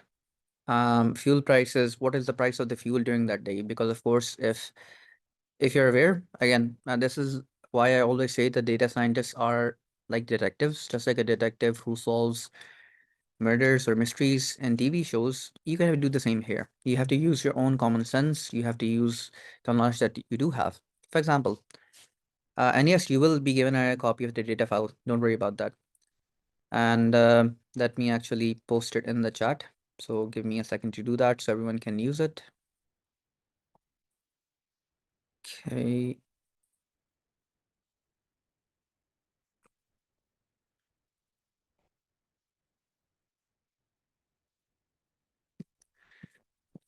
I just need a second to do that. So give me just 1 second. I need to extract it first. And then I can share it with you.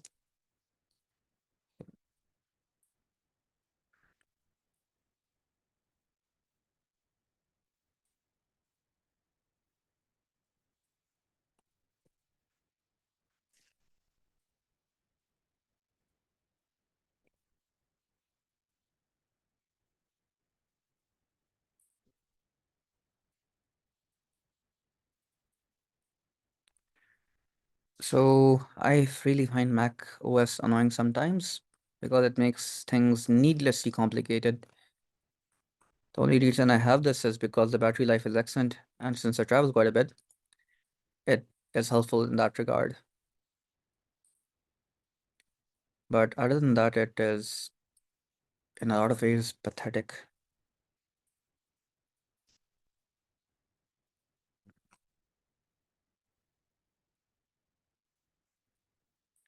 Okay, I might need to just take the entire file of the name of the file so I can post it in the chat. So just give me 1 second to do that.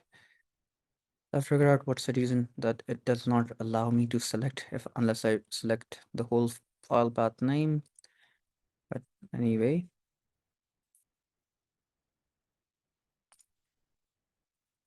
I chat.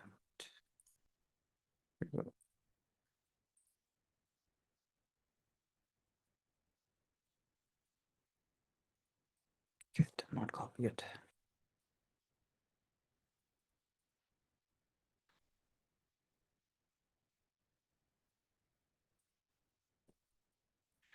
There has to be an easier way. And what if I just drag and drop?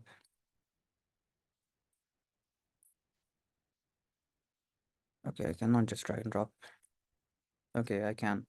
So I've posted again the first file that we're using. I posted it in the chat. Everyone has access to it. Everyone can see it. It's a CSV file called Walmart store sales. So please let me know in the chat if you guys have access to it. And for those of you who are asking, you cannot really access Power BI online for free. Like Microsoft does provide it. If you have a university school email address, you can access it for free there. Or if you can access it through your work account. But on personally, you cannot really access Power BI online. You might have to pay. I'm not really sure. And it's not really worthwhile since 90% of people have Windows. And if you don't, there are workarounds for that. So I don't really believe it's worthwhile to pay for it. So let me quickly go back to the screen I was in for Power BI and quickly resume the screen share.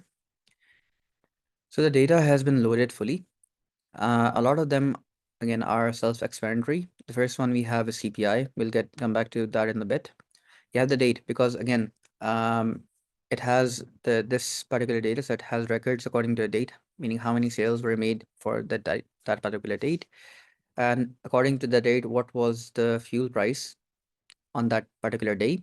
Okay, we also have that because again, like I was saying, data scientists are detectives. You have to use your own common sense. You have to also uh, think about what could particular reasons be for some things. For example, in America, there's no public transit. Like there are public transit uh, services, but they are really shit. Most people, no matter how poor they are, they have a car. That's the way things work. And of course, if fuel prices are going to be high, you can imagine how that would disincentivize people from going out and buying stuff for leisure. And thus, again, Walmarts are very, very big stores. They are typically not located in the middle of town where you have a lot of buildings. So it will be a bit of a drive. Then you have also the holiday flag because, of course, if it's a holiday, then people are going to shop at that day or before that, mostly before the holiday. For example, if it's Christmas, Walmart is definitely going to be closed on Christmas, but before Christmas, people are going to be shopping a lot to make Christmas dinners, to buy gifts. Similarly, if you have, there's another event which is quite popular. It's Thanksgiving in America, and the same thing applies there that if people are going to be shopping a lot, so holidays, as is the case everywhere, holidays kind of influence. Sorry, I need to. So give me 1 second. I need to readjust this. Okay, perfect. So holidays, as you guys are all aware, holidays are really something that again influence the buying and the buying and selling of stuff. So I'm quickly going to just show you and dive deep into making a graph. So the first thing that I'm going to have is I'm going to make a line graph.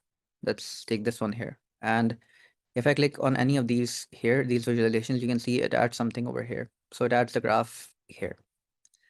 But this graph is completely empty. And the reason it's empty is simply because, well, um, I have not added any data. So you can see down here, I have the option to add data. I have to specify, since it's a line graph, I have to specify the x-axis and I also have to specify the y-axis. So what I'm going to do is I'm going to make a graph to show the trend of the sales. So on the x-axis, I'm going to select the date, like so. You can see that something is happening here, but I have not completely defined it, so it will not really show up. And on the y-axis, I need to show the weekly sales, let's say. It's as simple as dragging and dropping, but you will notice something has shown up and it's small. And the reason it's small is, again, it has to do with the way things are right now being displayed on this virtual machine. But you can see that this is kind of the trend. And can I readjust the size? Okay. Let me try to readjust the size. I'm just going to go hide this. And I'm also going to hide this. And this is much more readable. Again, still not clear. And this has to do with the virtual machine that I'm using. So you can see this is a trend of the sales. But I'm not entirely sure if this is correct. And the reason for that is you might notice something else. And this is also a typical thing when it comes to Power BI. It is very smart. It tries to think about what the data is for you. So in cases like this, it can see that all of these are numbers. But for example, if one of them was a location, it would try to guess if that was a location. And sometimes it might be right or sometimes it might be wrong. This thing right here, it means summation. It means adding things together. So it's aggregating them. So typically that's for a number. So you can specify what each data type is, and that's kind of what we're going to do. So you can see right now, if I come here to fuel price, you can see that uh, it's summation, but it does not really have a category. It's a number. If I come to date, again, a date cannot really be summarized, but it also does not have a category. So I can define a category for it. So these are kind of the categories that you have access to. You have address, you have place, you have city, you have country. So a lot of them for locations. Then you have a web URL. If you want to add an image, you can do that. So this kind of affects how data is being treated. In our case, we can clearly see the trend, and it has kind of recognized it property. And actually, it's not continent. It seems like I accidentally clicked continent, and you can see that it's trying to change it. It's uncharacterized and categorized, and we'll leave it as it is. Now, you will notice I'm going to expand it even more. So this is the first graph that we made. And you'll notice that there's a trend that the sales are kind of going down. And it's at kind of this point that the sales really, really slump. So it started from what year? And it's kind of difficult to see. Can I zoom in even more? No. But it started around this point, but we can see that the trend is that they're slowly reducing month over month. So this is basically, if I come here, I can quickly see that at month, so into 2010, and the date is 24, and the week, sorry, and the month is 12. You can see that the sales were quite high, but every year since 2010, the sales are decreasing, decreasing, decreasing, decreasing.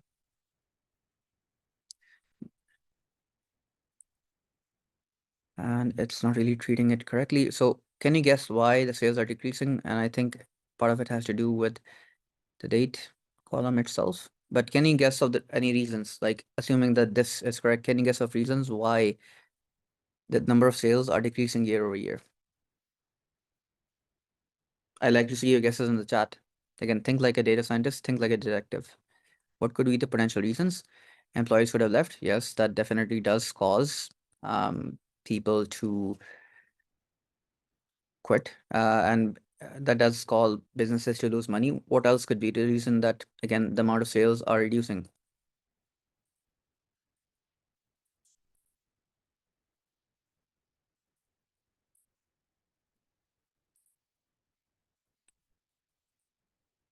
New competitors, good guess, Radu. Recession, also good guess. E-commerce, shame, also good guess. So the exact date is, and for the first thing I'm going to do is this is date and time. So is it date and time or just date? I think it's just date. Okay, loss of precision. Yes, because it is a date. And actually cancel. Let me verify something. So we're going to, again, change the data type to make sure that it's still clear. We can see what the data looks like. by coming to this tab right here.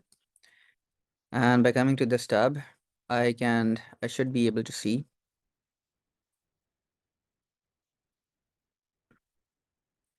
some reason it's not visible. Let's wait for it to load. There we go. So these are all dates. Okay. And I need to make sure that this is stored properly. So coming back here, this is not text, this is date. So I'm going to change it to date. And do I wish to continue? Yes.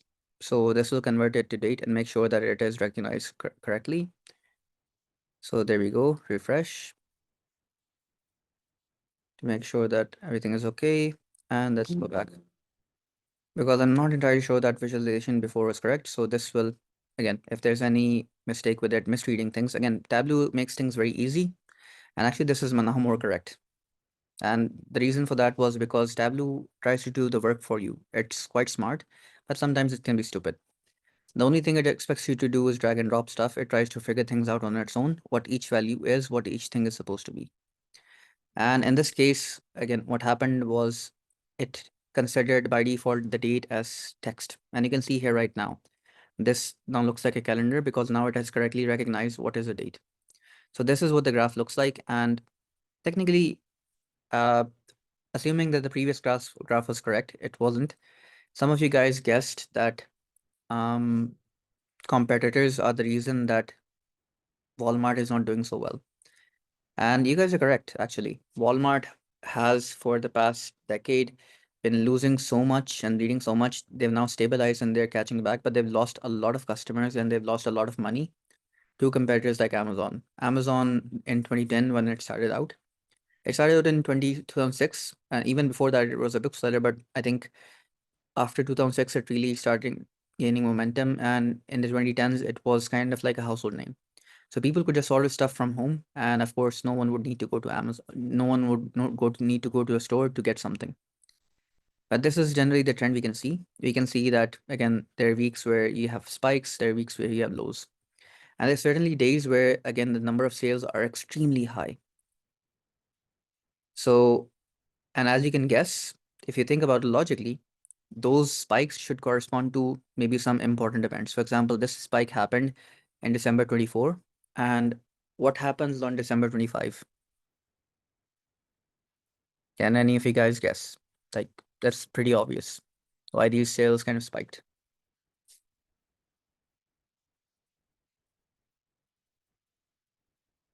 So what happens on December 25? It's Christmas, exactly. So a lot of people are shopping for Christmas. Similarly, you have this one right here, which is on November 26th. So November 27, I believe, is basically where they have Thanksgiving. Similarly, you have a spike here, which is October 9. Not really sure what happens here. Then similarly, you have a spike again year over year on these important dates. Maybe I think they have their Thanksgiving and their, though I might be wrong. But again, these spikes they correspond to important events. I'm just going to resize this a bit more, make it a bit smaller. And one beautiful thing about Tableau is I can quickly change the type of visualization to maybe something that I like. I can change it to this uh, shaded bar chart. I'm just going to close this and this is kind of another type of visualization. In this case, it's shaded. It tells you the same thing, to be very honest, but again, sometimes you like one particular visualization more than another. Now I can change or modify pretty much anything I want regarding this visualization. So I can come here. Coming here, I can, for example, let's say I want to change the title. So I come here, I can want to change the title. It right now says sum of weekly sales. So okay, I cannot use the same tags, no problem. So I can just rename it to um, sales over time, which is essentially what we do have. I can make a lot of things, I can change a lot of things about it. For example, I can make it bold. And I'm just going to move this here and move this here. So I can just, for example, this is sales over time. And sorry, I need to come back here. Going to back to general title, and I want to make it bold, which I have. And what I also want to do is to center it like so. So now it's centered. And Maybe I want to change the color, so I can change it to pink. There we go. And maybe the area that's kind of been shaded, I don't really like that. So I want to change something about it. So you have the shaded area here, and I can just change the color if I like. The color right now, it's matching the line color, but let's say that I want to color it, let's say the shade of orange, and there you go. So you can customize each and every aspect of it. For example, if I want it to be more or less transparent, in this case, it's 100% transparent. In this case, it's fully shaded. So I have the option to kind of change and modify each and everything. So there is that. I can also add markers. I can add data labels if I like. For example, these are important labels or important events, which it then highlights. I can do that. And you want me to make the color red? Sure. So I'll just make the color red. And now it's red. Again, the transparency is, the more you adjust the transparency, the more lighter in color it becomes. Ruby. So this is, so we see the trend of sales. We see that, okay, Walmart is not going to go bankrupt. We can kind of come to that conclusion that Walmart is not going bankrupt based on just this data, even though this data is just of 2 years. So we can't again say what's the state right now, but we can say it's not going bankrupt because overall the trend seems to be their spikes and shortfalls, but on average, their sales, they kind of remain the same. Do you all agree with me on that?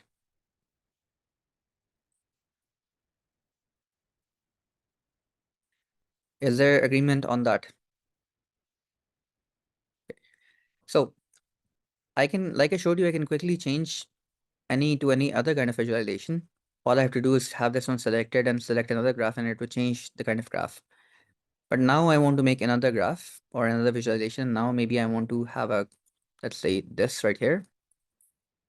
This is basically card, and we'll resize it in a bit. But what I want to do is, again, it just takes in one value, the minimum and the maximum value as well.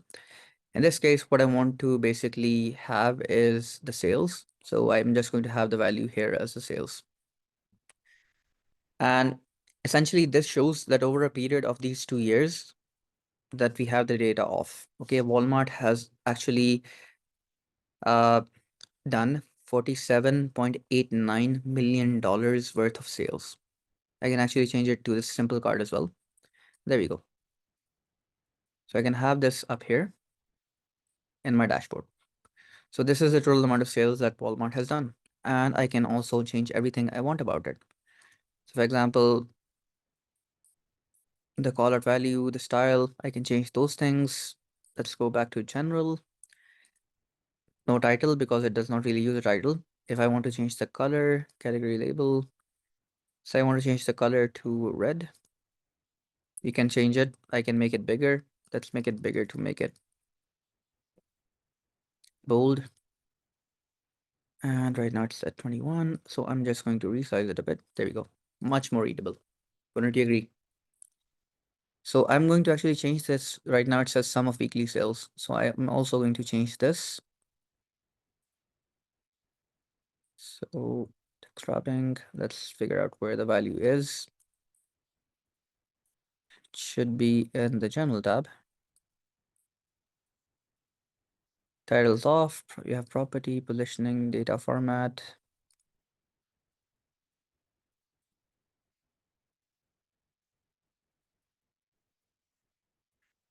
This is the description. Properties, height, width, position, advanced options, effect, data format. This is what it applies to. That is correct. Let's go down, header icons. Icons and coming back here, general callout value. Display unit. So again, this is the units to show it in. And it's auto, so it's right now showing in millions. So maybe if I want to change it, for example, if I want to show it in thousands, so you can change that as well. So million seems apt. It will automatically format it, automatically wrap it. And where is the title? So I guess the workaround, the correct workaround is quickly to just change it from some weekly sales to you have to change the name. But anyway, we have this title card as well now. So let's say I want to look at something else. I want to look at the trend. So how does the temperature kind of affect the sales? I want to look at that. So, or how does unemployment kind of affect sales? So unemployment and temperature are both continuous values. So let's actually make a plot. So in this case, it's also a continuous value. So I'm going to make another line chart like so. And on the x-axis, I can have again my date like before. And in this case, again, it automatically is smart enough to basically take the information you have and automatically divide it into different segments. So years, quarters, month, or days. So you can have more finite, more again, detailed view if you like. And on the y-axis, I would like this time to look at the temperature. And right now it's the sum of temperature. I don't really want the sum of temperature. So I again need to come here. Right now it's taking the sum. I don't want to take the sum. Okay, count variance median show value as okay, average count distinct count. Okay, so this might also not really be an apt visualization count. It's also not going to. So let's actually take a look at temperature and see what it looks like. So you have the weekly sales here, you have the holiday flag here, and then you also have basically the temperature here. And temperature is kind of a continuous number, and it varies quite a bit. And then you also have unemployment, which is going to be on a scale. So let's actually go back. Right now, temperature is being taken as its summation. I'm just going to select this again.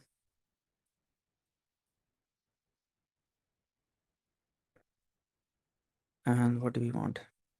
Variance, standard deviation count, move to rename this field.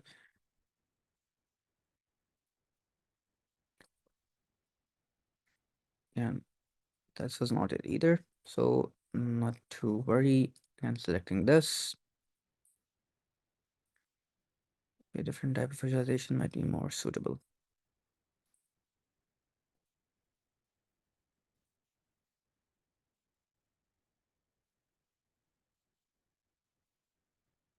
Okay, we'll come back to this in a bit. There's another thing that I wanted to look at. I want to look at the sales according to, so we'll change this a bit. I want to look at basically the sales according to if there's a holiday or not, or if there's a holiday flag or not. So this time I might choose a different graph. So I'm going to choose, let's say I choose a stacked column chart. So let's say I choose this and I'm just going to remove something. So this is a column chart. Okay. And what I'm going to be looking at is I'm going to be looking at the weekly sales. Okay. And this is also characterized by this holiday flag. So that's actually changed some things. So this is the holiday flag. That's okay. So, and is there another type of visualization I can use? No, but it's fine. So what can you take away from this? So we saw before above here that when it's kind of a holiday, essentially not a holiday, but when it's near a holiday, you don't have a lot in terms of sales. So all of these are before the holidays, right? Because it makes sense. If it's Christmas, you're going to be traveling to see your family. You're not really going to be going there and doing some shopping, are you? You're going to be staying at home with your family. So you're most likely going to be shopping. You will do the shopping beforehand. If you don't, your wife or your parents are going to be very cross with you because you have not really done the shopping.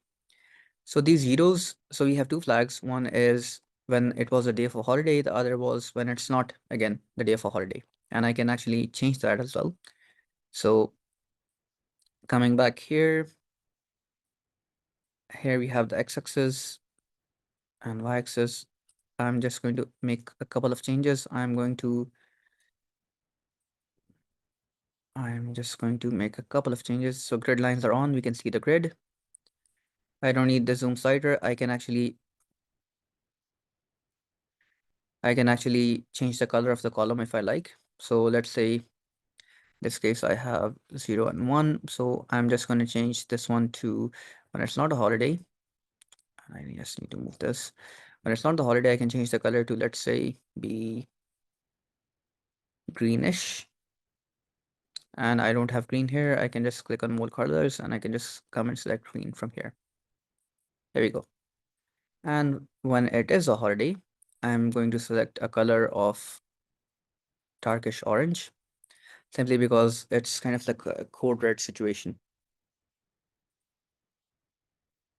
And this is basically, these are the two kind of holidays that I have. Well, either I have a holiday, I am going to change a few other things as well. So I'm going to come here and I'm going to enable data labels. And this then shows the value right here. What is the amount of sales that you have on days that are holidays versus days that are not really holidays. Okay.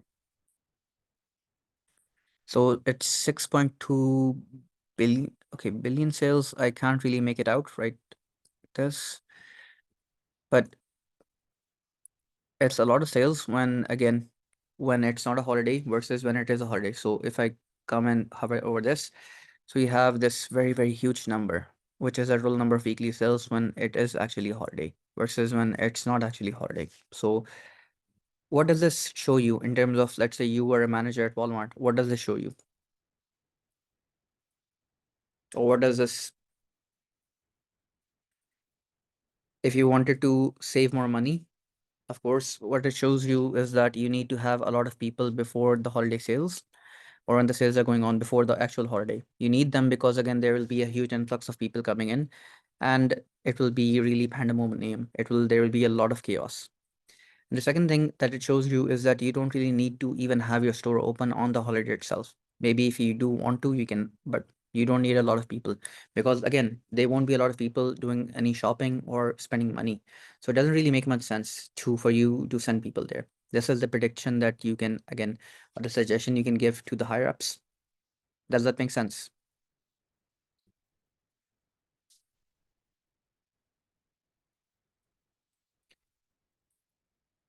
Please let me know in the chat if that makes sense for you guys.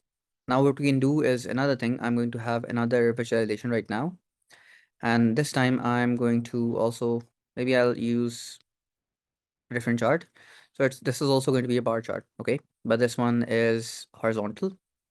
Again, you have loads of visualizations that you can use. So in this chart, what I'm going to show right now is basically, I'm going to have essentially, so what I'm going to compare is basically the temperature compared to the sales. So how does the temperature, okay, actually not the temperature, sorry. This will not really work with this. So actually a scatter plot might be a better fit. So I can have essentially, let's actually do a scatter plot. And again, you can choose, you can go around different plots and see which one is the right fit for you guys. So I'm going to select basically the temperature on, let's say I'll use temperature on the Y, and I'll have holiday flag, not the holiday flag, but the weekly sales on the x-axis. And also weekly sales on for the values.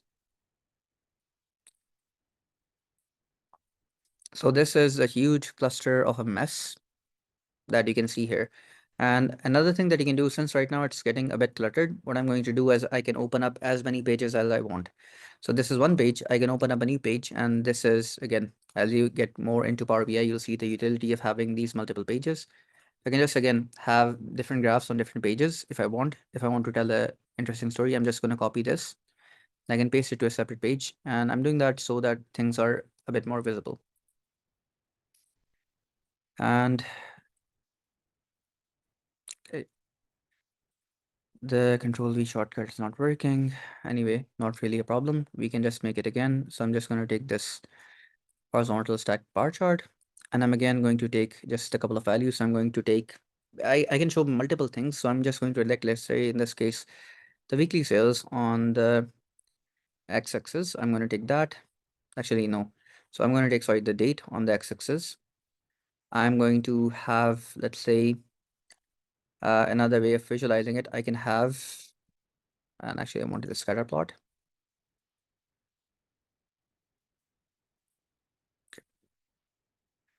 Okay, I'm going to change this to a scatter plot. So like so, simply by clicking. And on the x-axis, I have basically the date. On the y-axis, I would like something different. So I want to look at temperature. So on the y-axis, I can put in the temperature. And right now it's taking the sum of date, count of date and sum of temperature. And I need to change these two things. So it's not going to be count of date. Don't summarize. There we go. And actually, sorry, I don't really want to use this. I don't really want to use the date. I would like to use, in this case, the weekly sales on the x-axis. So what's the effect of the sales? Instead of sum of weekly sales, I will not summarize it. Similar to instead of sum of temperature, I will not really summarize it. So what you have here is a huge mess, but even in this huge mess, you can kind of see a pattern. So I'm just going to expand it more so that it's a bit more visible. So you can kind of see a pattern. And the pattern you can see is generally, again, the sales are going to increase week or week. But you can generally see that when the temperature is low, again, the sales are not that high. Can you guess why that would be?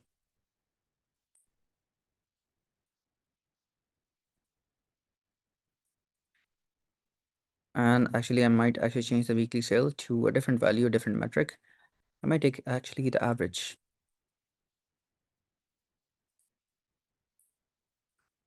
There we go. This is actually a much better indication. And this is actually the x-axis, the average weekly sales, and y-axis the temperature. Yeah.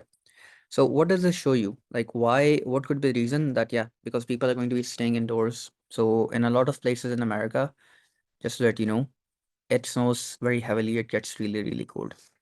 So when it gets really cold, for example, when it's below 10 or something, people are not going to be shopping as much, which is why you cannot really see a lot of sales that kind of correspond to these points. However, when the temperature is relatively high, and in this case, the temperature is going to be, this temperature is, I believe it's not in degrees Celsius, but let's actually verify it. Typically, because Americans don't use degrees Celsius, so let's actually come back. And you can see 82, 82, 85, 87, 83, 89. So yeah, this is not going to be the actual temperature in degrees Celsius because people would be dead. Okay, so this is temperature in degrees Fahrenheit, which is again, I think 100 is not that bad in that temperature range.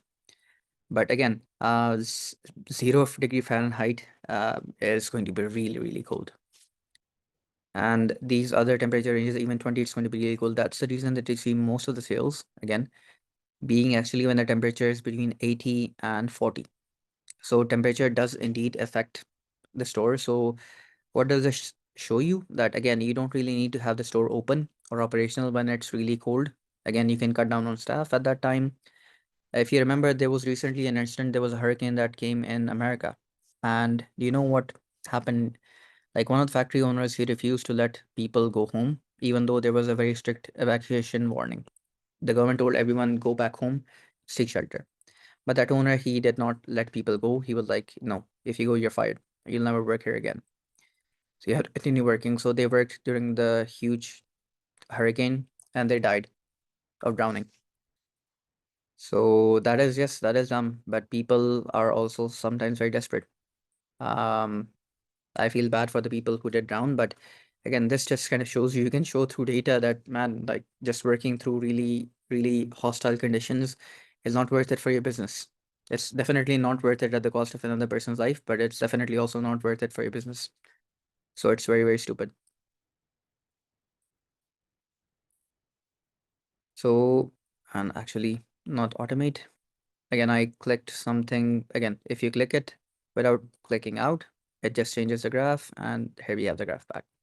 So this is another trend that you are able to see quite easily, and I can actually also change certain things about this. So for example, actually, if I wanted to add another thing, for example, if I also wanted to visualize the, let's say the unemployment rate.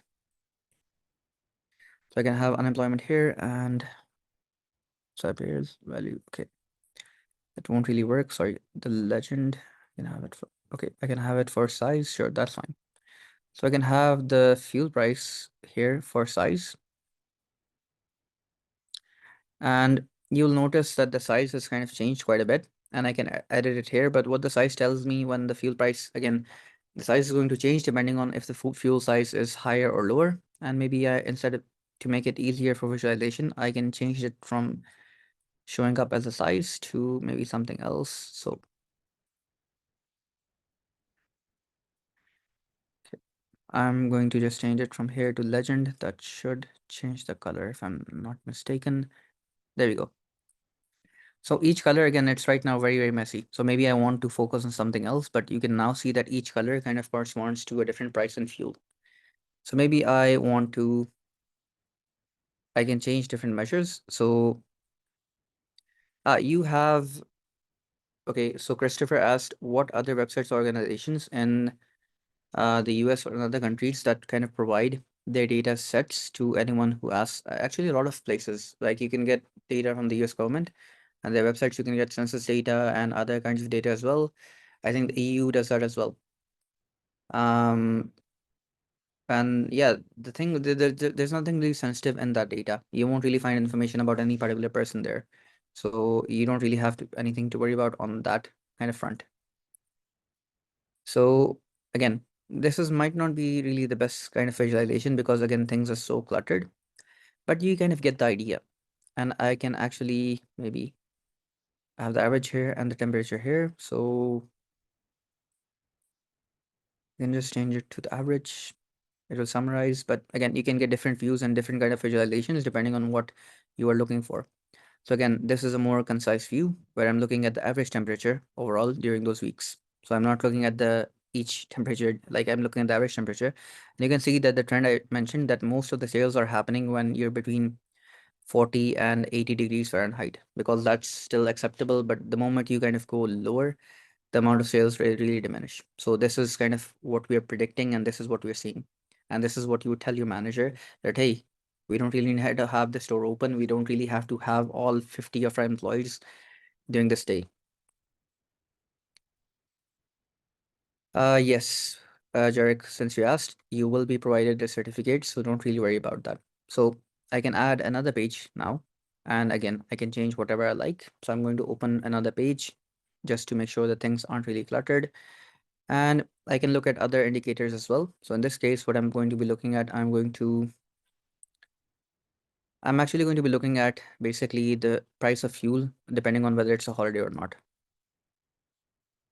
And okay, so I'm going to come back and maybe this time I'm going to just take this chart right here. I'm going to take this chart right here. There we go. And what I'm going to be looking at is the fact of it being a holiday, okay, on the x-axis to basically um the fuel price, because that's kind of an also an interesting thing to look at. Possibly the fuel price is going to be a lot higher. And again, you can see there's a huge difference because again, we're taking the sum of the fuel price. I don't really want the sum.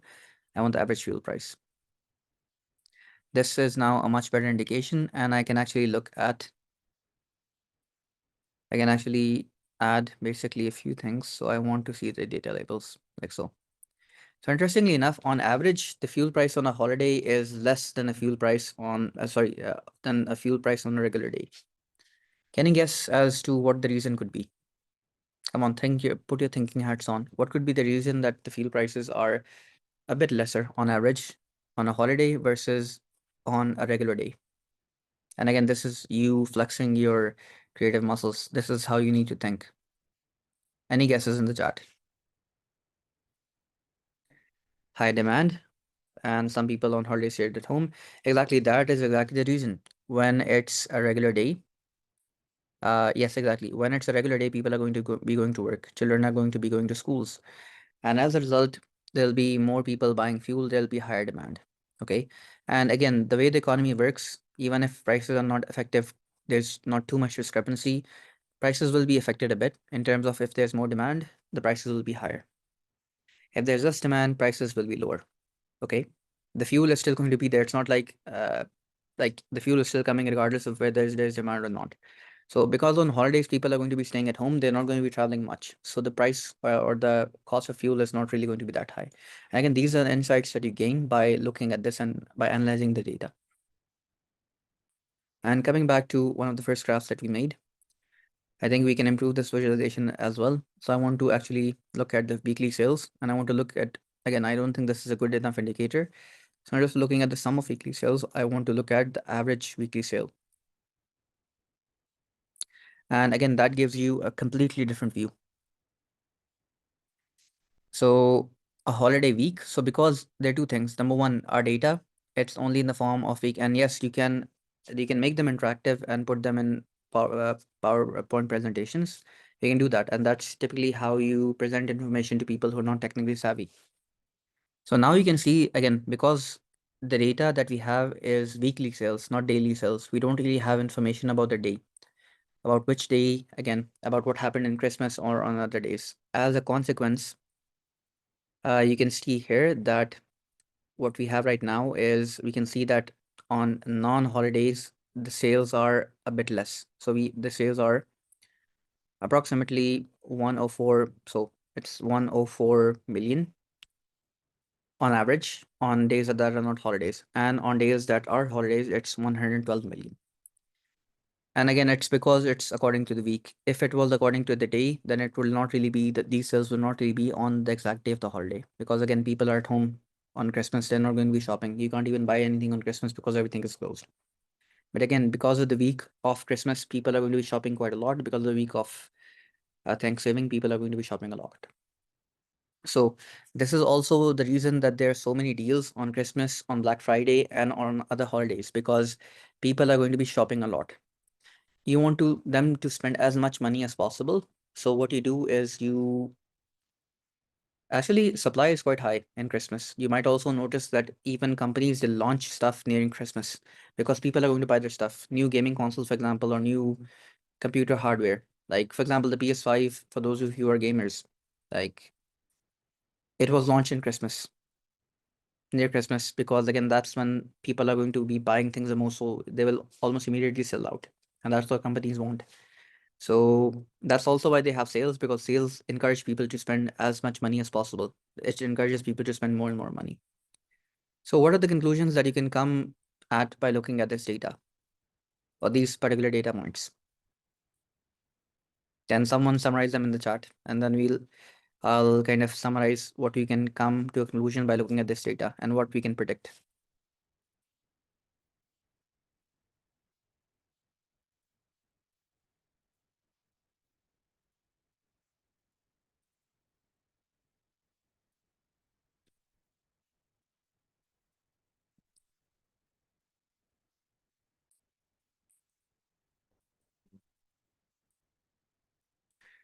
So it's tricky.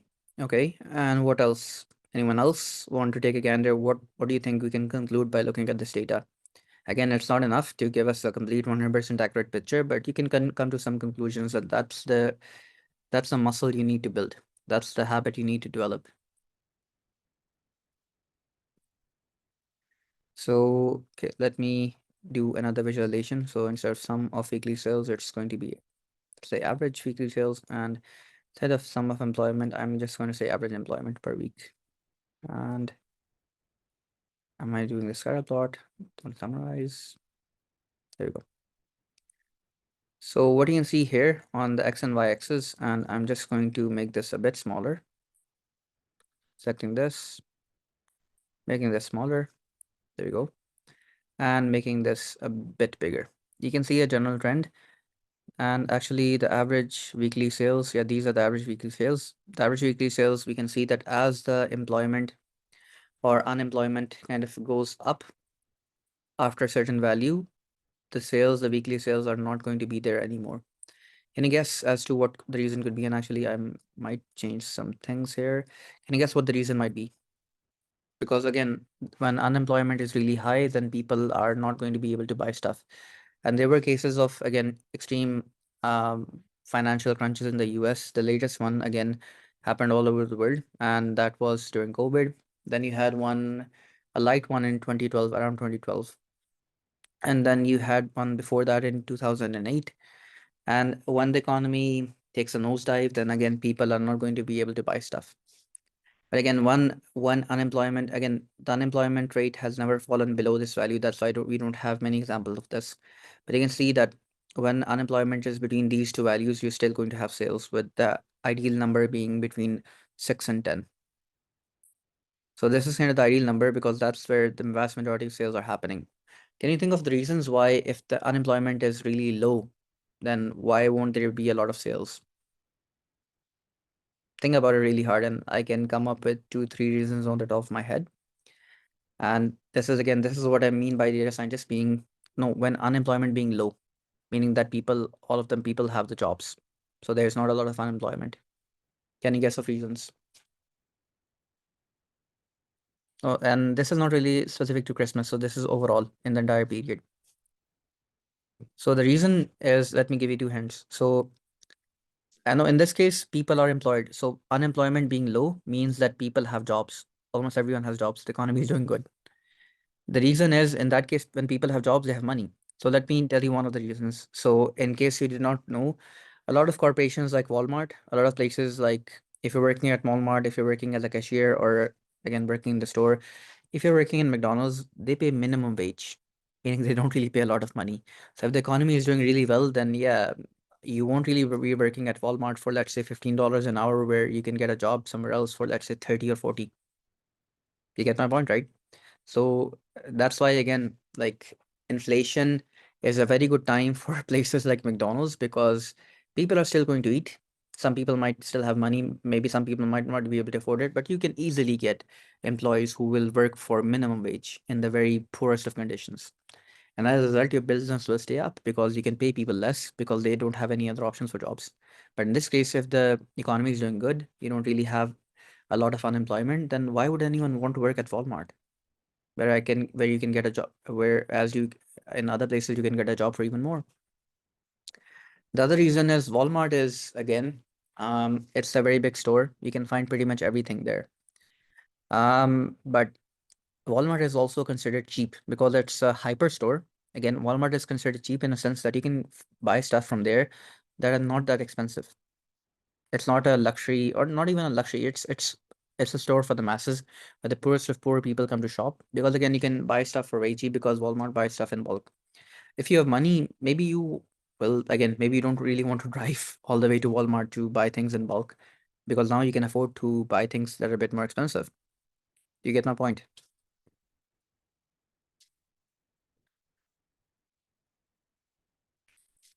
Let me know in the chat if you agree with me or not.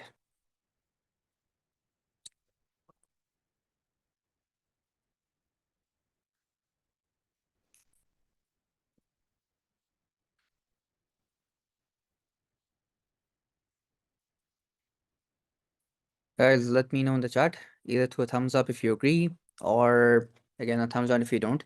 And there are many factors. Yes, there are many, many factors. Well, not necessarily. Again, it's a complicated issue. If you have low prices, again, that will not necessarily lead to a high demand. Again, high demand would also be caused if you either need it, or if, again, you don't have enough money. To give an example, face masks were never really in high demand until COVID came, and the prices, they kind of skyrocketed. So I know people who took advantage of COVID. Like, I heard of one guy who spent almost $1 million on face masks, and he made an unethical profit of 25 million because the supply chain from China was disrupted. So he, again, looked at the data science very well. He looked at it very well. He made a very good business decision off of it, but he is still a very huge scum of a human being for making, again, this profit at the cost of human lives. So no, low prices don't necessarily cause high demand. Typically, prices are low when demand is low. When the demand goes high, then prices also increase. So this was one of the things that we explored, and the conclusion that we can kind of come at by looking at it is, number one,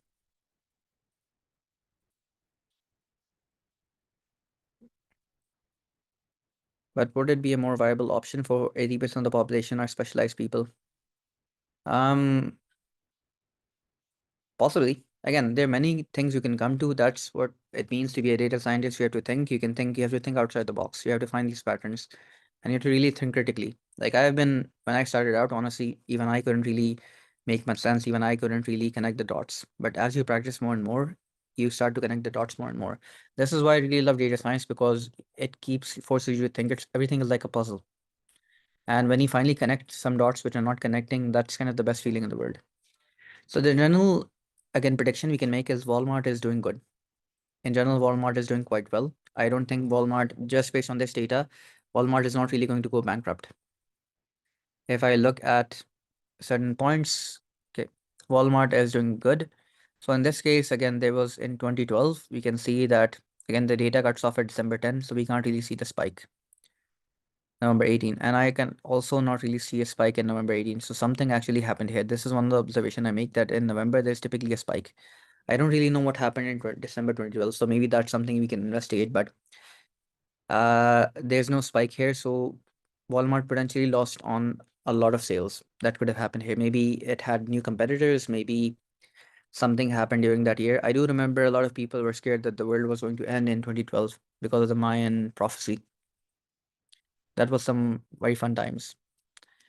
But I don't really know what caused, again, a lot of people not to shop in early November. But generally, the consensus we can come to is that Walmart is not really going to go bankrupt. But it's also not increasing in revenue. The sales are also not increasing. So that is bad. For any business, you want to increase the amount of sales you're making. Okay. If you stay still, eventually someone is going to come and eat you up. The second thing we can see is that the sales that are made during the holiday week are slightly higher than the sales that are made during the non-holiday week. That might be a very high time for sales, yes. Okay. Hopefully the world does not end and AI is not really responsible, but fingers crossed. The other thing that we can see is the sales, the average number of sales are higher when actually you have a holiday. It's a holiday week. So one thing we can do is try to get even more sales. And the way you can get even more sales is by having even better deals for people. If you have deals, and again, just remember, when a company is offering you a deal, when they're offering you a discount, when they're offering you some sort of coupon, just remember they're never losing money. They are gaining more money through it. If that were the case, a company was giving you something at a loss, then that company would be out of business. So they can actually have more better strategy. Maybe Walmart has recently, they have their own online offering where you can order stuff online. But unlike Amazon, where again anyone can register, Walmart again sends the stuff from their own stores because Walmart has a store pretty much in every location. So it's better than Amazon in these aspects. So maybe having better promotions during Christmas time that might actually increase the revenue even more. Because again, they're out of like I don't know the population in America, but everyone shops before Christmas. So there's a huge potential for them to make even more money. The other conclusion that we made is that when the temperature is really low, to cut the losses, maybe it's a better idea to not have the store be operational, like during extreme winters or in places where it's extremely winter, like where it's very cold. And if you do want to have again those stores operational, then maybe it's a better idea to just have a few people at the store. And because if you have the entire staff, then you're going to be losing out on money. These are two conclusions that we kind of come up with. Moving over to the second one, the second, and yes, they are interactive and they can be zoomed in as well. You can make them interactive. You can actually even make and export animations. The other thing that we looked at was basically the temperature. Again, this was a more detailed view of the temperature with basically the the weekly sales, and this kind of showed or proved that this is the ideal temperature range. Maybe again, you can kind of predict the temperature, right? You have temperature predictions and you have historical data when the temperature is high versus when it's low. So maybe you can have sales during this time and maybe you can target the sales. Another thing you can do when the temperature is really low or really, really high, then again, a lot of people are not really going to be shopping or coming to Walmart to buy stuff.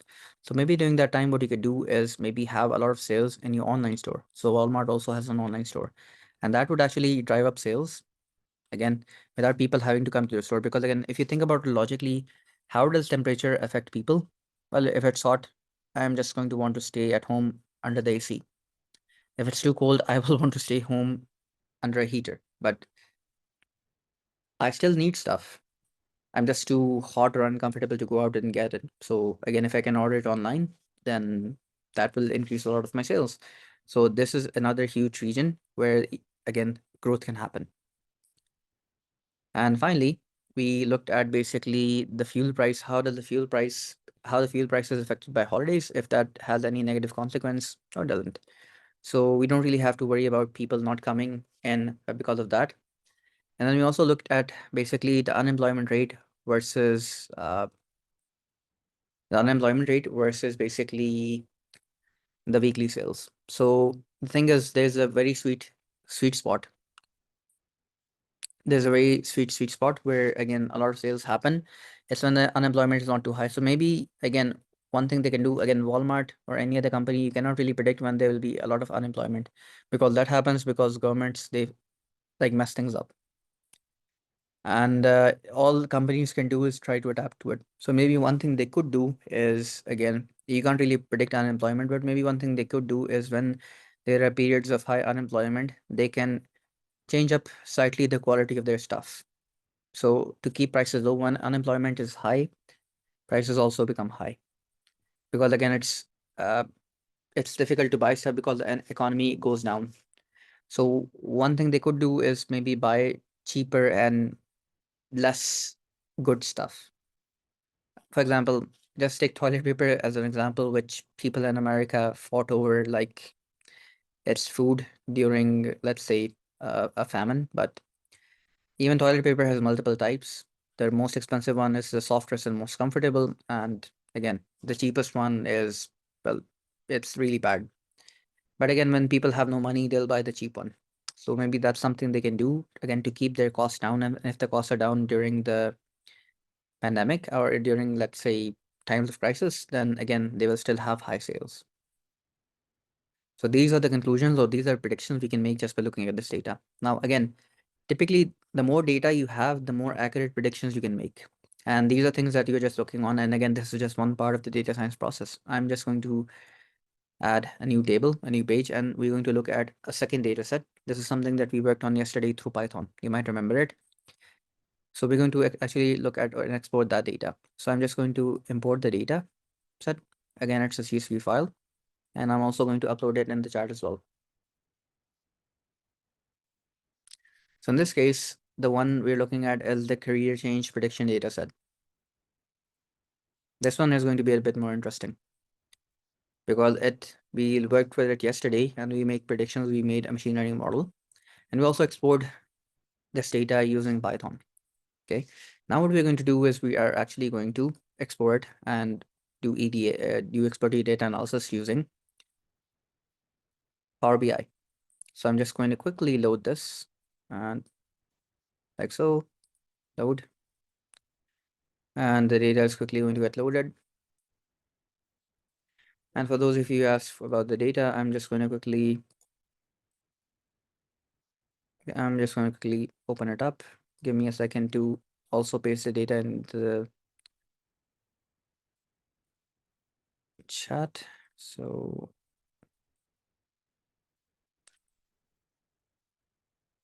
do I have a filter on? Just icons, columns,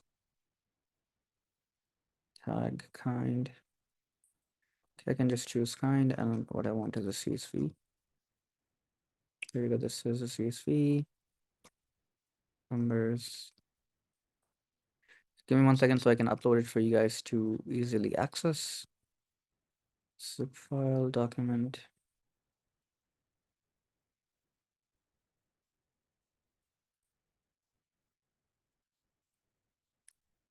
Annotations, PDF.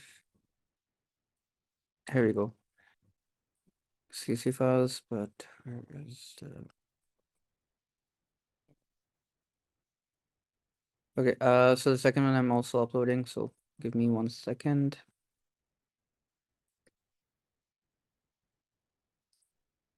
You have access to it in the chat. So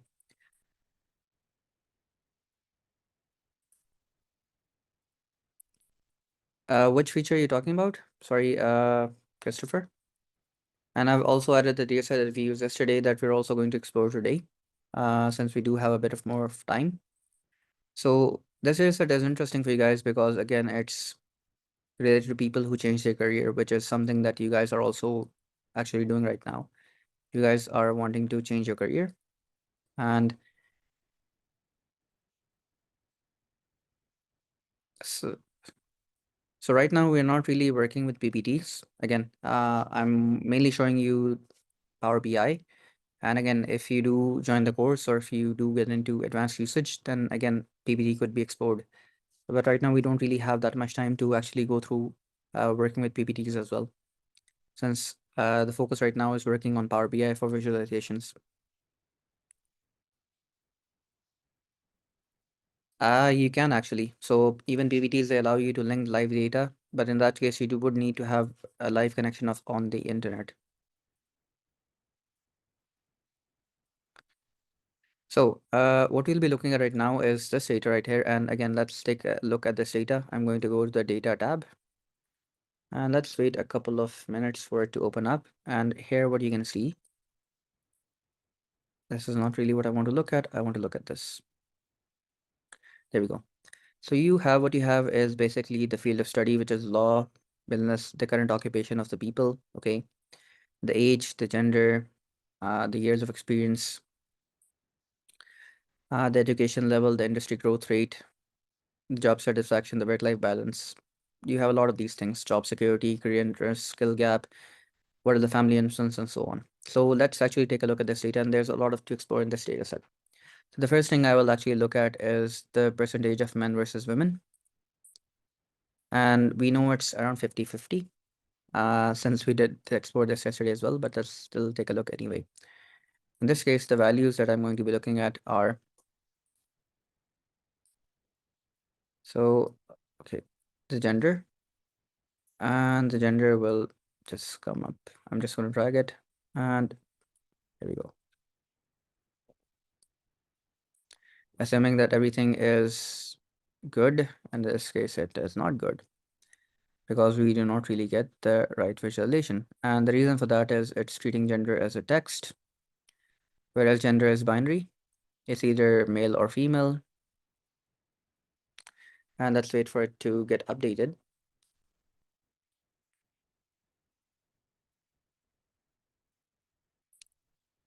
And let's wait for it to finish updating this. It's working, it's converting the data because it's binary, it's either male or female. It says error, we cannot automatically convert the column to binary type. So that is fine. Let's actually go back to the data.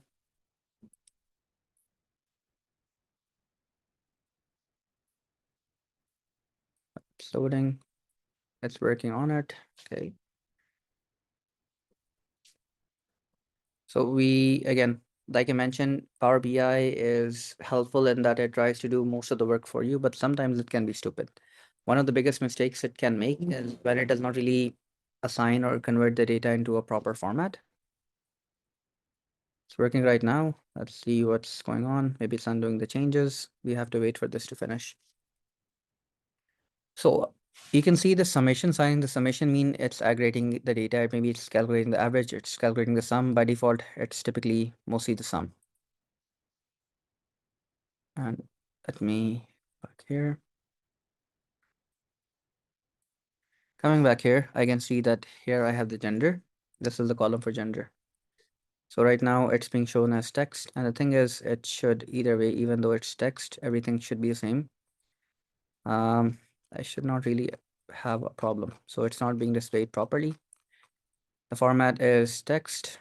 We have multiple formats for, again, uh, the way to format it.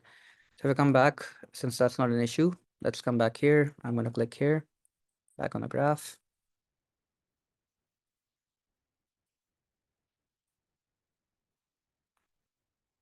Okay, don't really want this. There we go. So right here we have the legend and we have the value count of gender. So I want, instead of count, I want count distinct. this should actually do it. Yeah, count distinct is also not doing it. Percentage of grand total.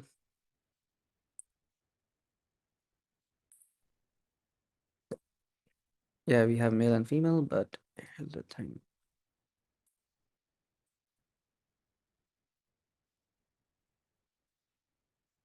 Okay, there we go. Now it's good.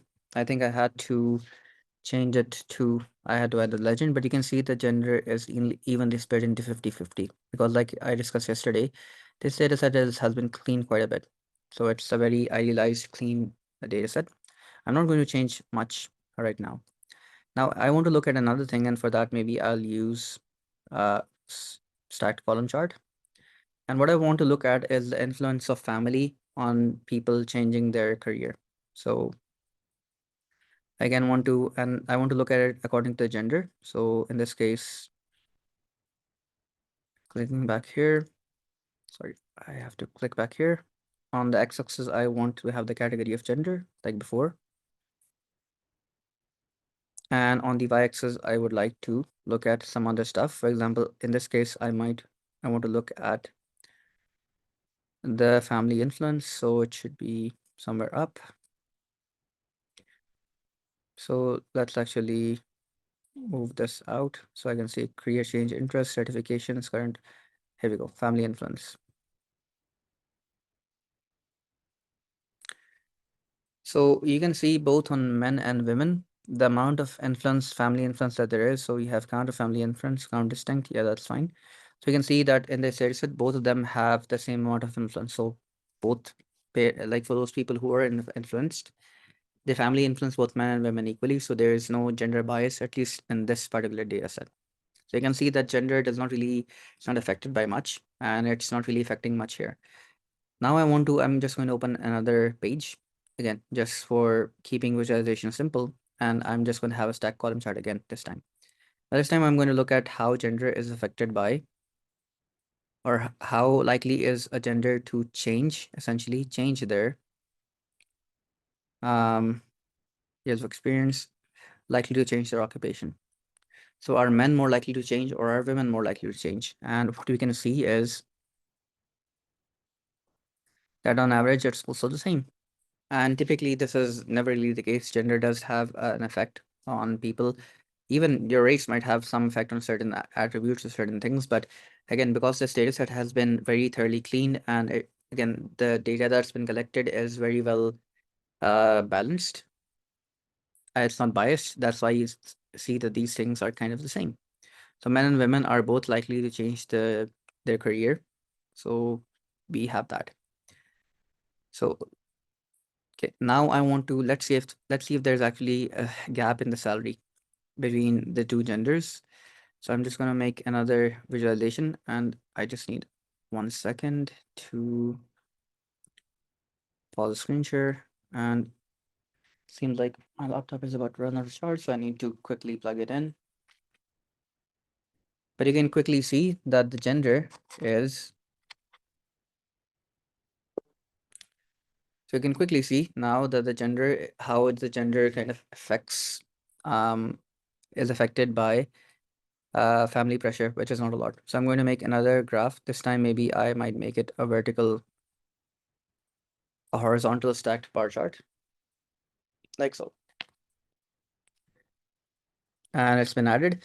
And this time, what I want to look at is what are the difference in salary for the different genders. So again, one part will be men and the other part will be women. So on the y-axis this time, I'll put in gender, and in the x-axis, I will put in, and the x-axis now I'll put in basically the salary. And typically, there's a difference in salary between the two genders. That is true. But that difference mainly stems from the fact that both of them have different choices in careers. Like, there's a huge number of men who go into engineering and STEM fields versus women. That's a field that still does not have a lot of women in it. And women mainly, a lot of them go into other careers such as teaching, medicine, psychology. and those fields are not as high paying as some of the other fields. So there's definitely always a discrepancy. But even you can see that in this data set, there's no discrepancy in salary. And the reason for that is this data set has been very thoroughly cleaned or thoroughly optimized. And you do need to do it to some extent for your machine learning models to kind of be accurate. But another problem is that if you forcibly do too much, then the data does not really reflect real world conditions. So that's can be a huge problem. Any prediction that you do make will not really reflect real world conditions. So next up, I'm going to be looking at another thing. So this time I'm going to use a new graph. So I'm going to be using this tree chart right here. So I selected this tree chart, it's there. And what I want to look at is basically the categories are basically current occupation,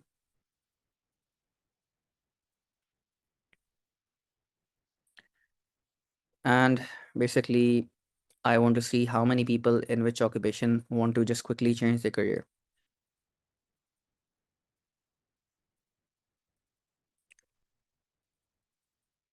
Let's wait for it to load.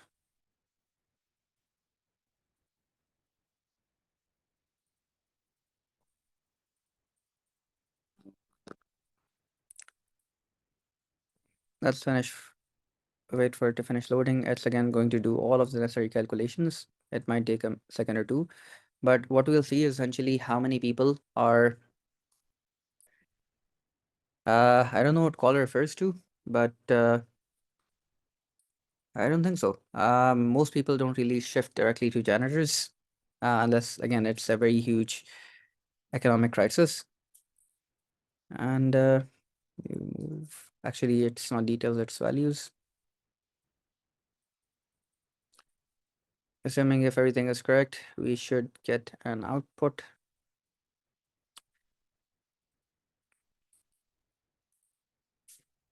There we go. So this is a graph of how many people are willing to change from which occupation, and I need to actually show some stuff. I want to show the data labels. So you can see that everything is very, very cleanly balanced. So this data set is very, very synthetic. Uh, around 26,000, so around 26,000, 22,706 doctors, so around 2,276 doctors want to change their occupation. Similarly, there are 2,235 artists who want to change their occupation. And again, it's more or less on average the same. Like this amount is the same. So this is very heavily, this data set is very heavily sanitized. But you can get the idea of how you can visualize and how you can view what is the likelihood of different careers wanting to change their careers. For example, I know a lot of people who are in traditional engineering, and for one reason or another, they want to change their careers. I know a lot of people, for example, who work in the oil industry and in the civil engineering industry who want to actually transition into the data science role or at least into a software engineering role. And the reason for them, again, everyone has their own reasons, but again, as time goes on, as you become a family man, if you are working in the field as an engineer, then definitely you're you're going to be away for a whole lot of time. The living conditions are not really the best. Imagine if you have to live in an oil rig in an ocean. It's not really that's not really the best of living conditions. And well, as a consequence, you would want to likely switch. So let's actually take a look at something else. And you can actually import any kind of file you want. Like I showed you before, you can import any kind of file. So you don't really have any problem with that. So I want to now see something else. I want to visualize basically what is basically I want to basically visualize the amount of people with freelance. Okay, so I'm going to maybe choose a scatter plot this time. And I want to look at the amount of freelancing experience people have and their likelihood or willingness to want to change their career. So actually, maybe instead of scatter plot, I'll just change it to a stacked bar chart. And I will have on the x-axis, I will have likely to change their career. So I need to drag this here. Yes, it really makes understanding facilitates understanding. Yes, it's very easy. And again, you can do the same thing in Python, a lot of which we did yesterday. But again, right here, this is drag and drop, and this is much more easier for people to get a hang of. And again, the second thing that I'm going to have is how much freelancing experience did these people have? So here you can see that people who have a lot of freelancing experience, so maybe they have a job and they're also working on the side. So here's where we first see a lot of discrepancy. And it makes sense, right? You will only be changing your job when you have a lot of confidence that, yeah, you can do this stuff. And freelancing helps you build that confidence. And that's why there are a lot more people who are doing freelancing and who want to switch their job versus those people who don't do freelancing and cannot. And again, there's another indicator. You'll only be doing freelancing in a different field again because you want to switch or because you like it or because maybe there's money. Like otherwise you just find another job in your similar domain. But here's again where we see the first discrepancy. And you can explore a lot of different stuff. Um PLS SEM diagram. So you have a lot of advanced diagrams that you can or visualizations that you can use, but a couple of things. Power BI is meant for business analysts, for data analysts, again, to use. And again, these terms are used interchangeably. And the purpose is to help you to make sense of the data and to basically make dashboards that other people can use. And by using those dashboards, essentially presenting it to the stakeholders. So you typically do use it for analysis, but not as much as it's used for, again, helping other people or helping you communicate your findings to stakeholders. So that's something you do need to keep in mind. And yeah, that's pretty much like it, what I wanted to show you with Power BI. We actually look at two specific data sets. And what I would like you guys to do is actually, there's a lot more you can explore with both of these data sets, which I have provided to you. And what I would like you guys to do is to actually try this on your own. For those of you who have followed me along, great, post it to LinkedIn. But for those of you who kind of have not, practice this on your own. And again, you can make really amazing stuff.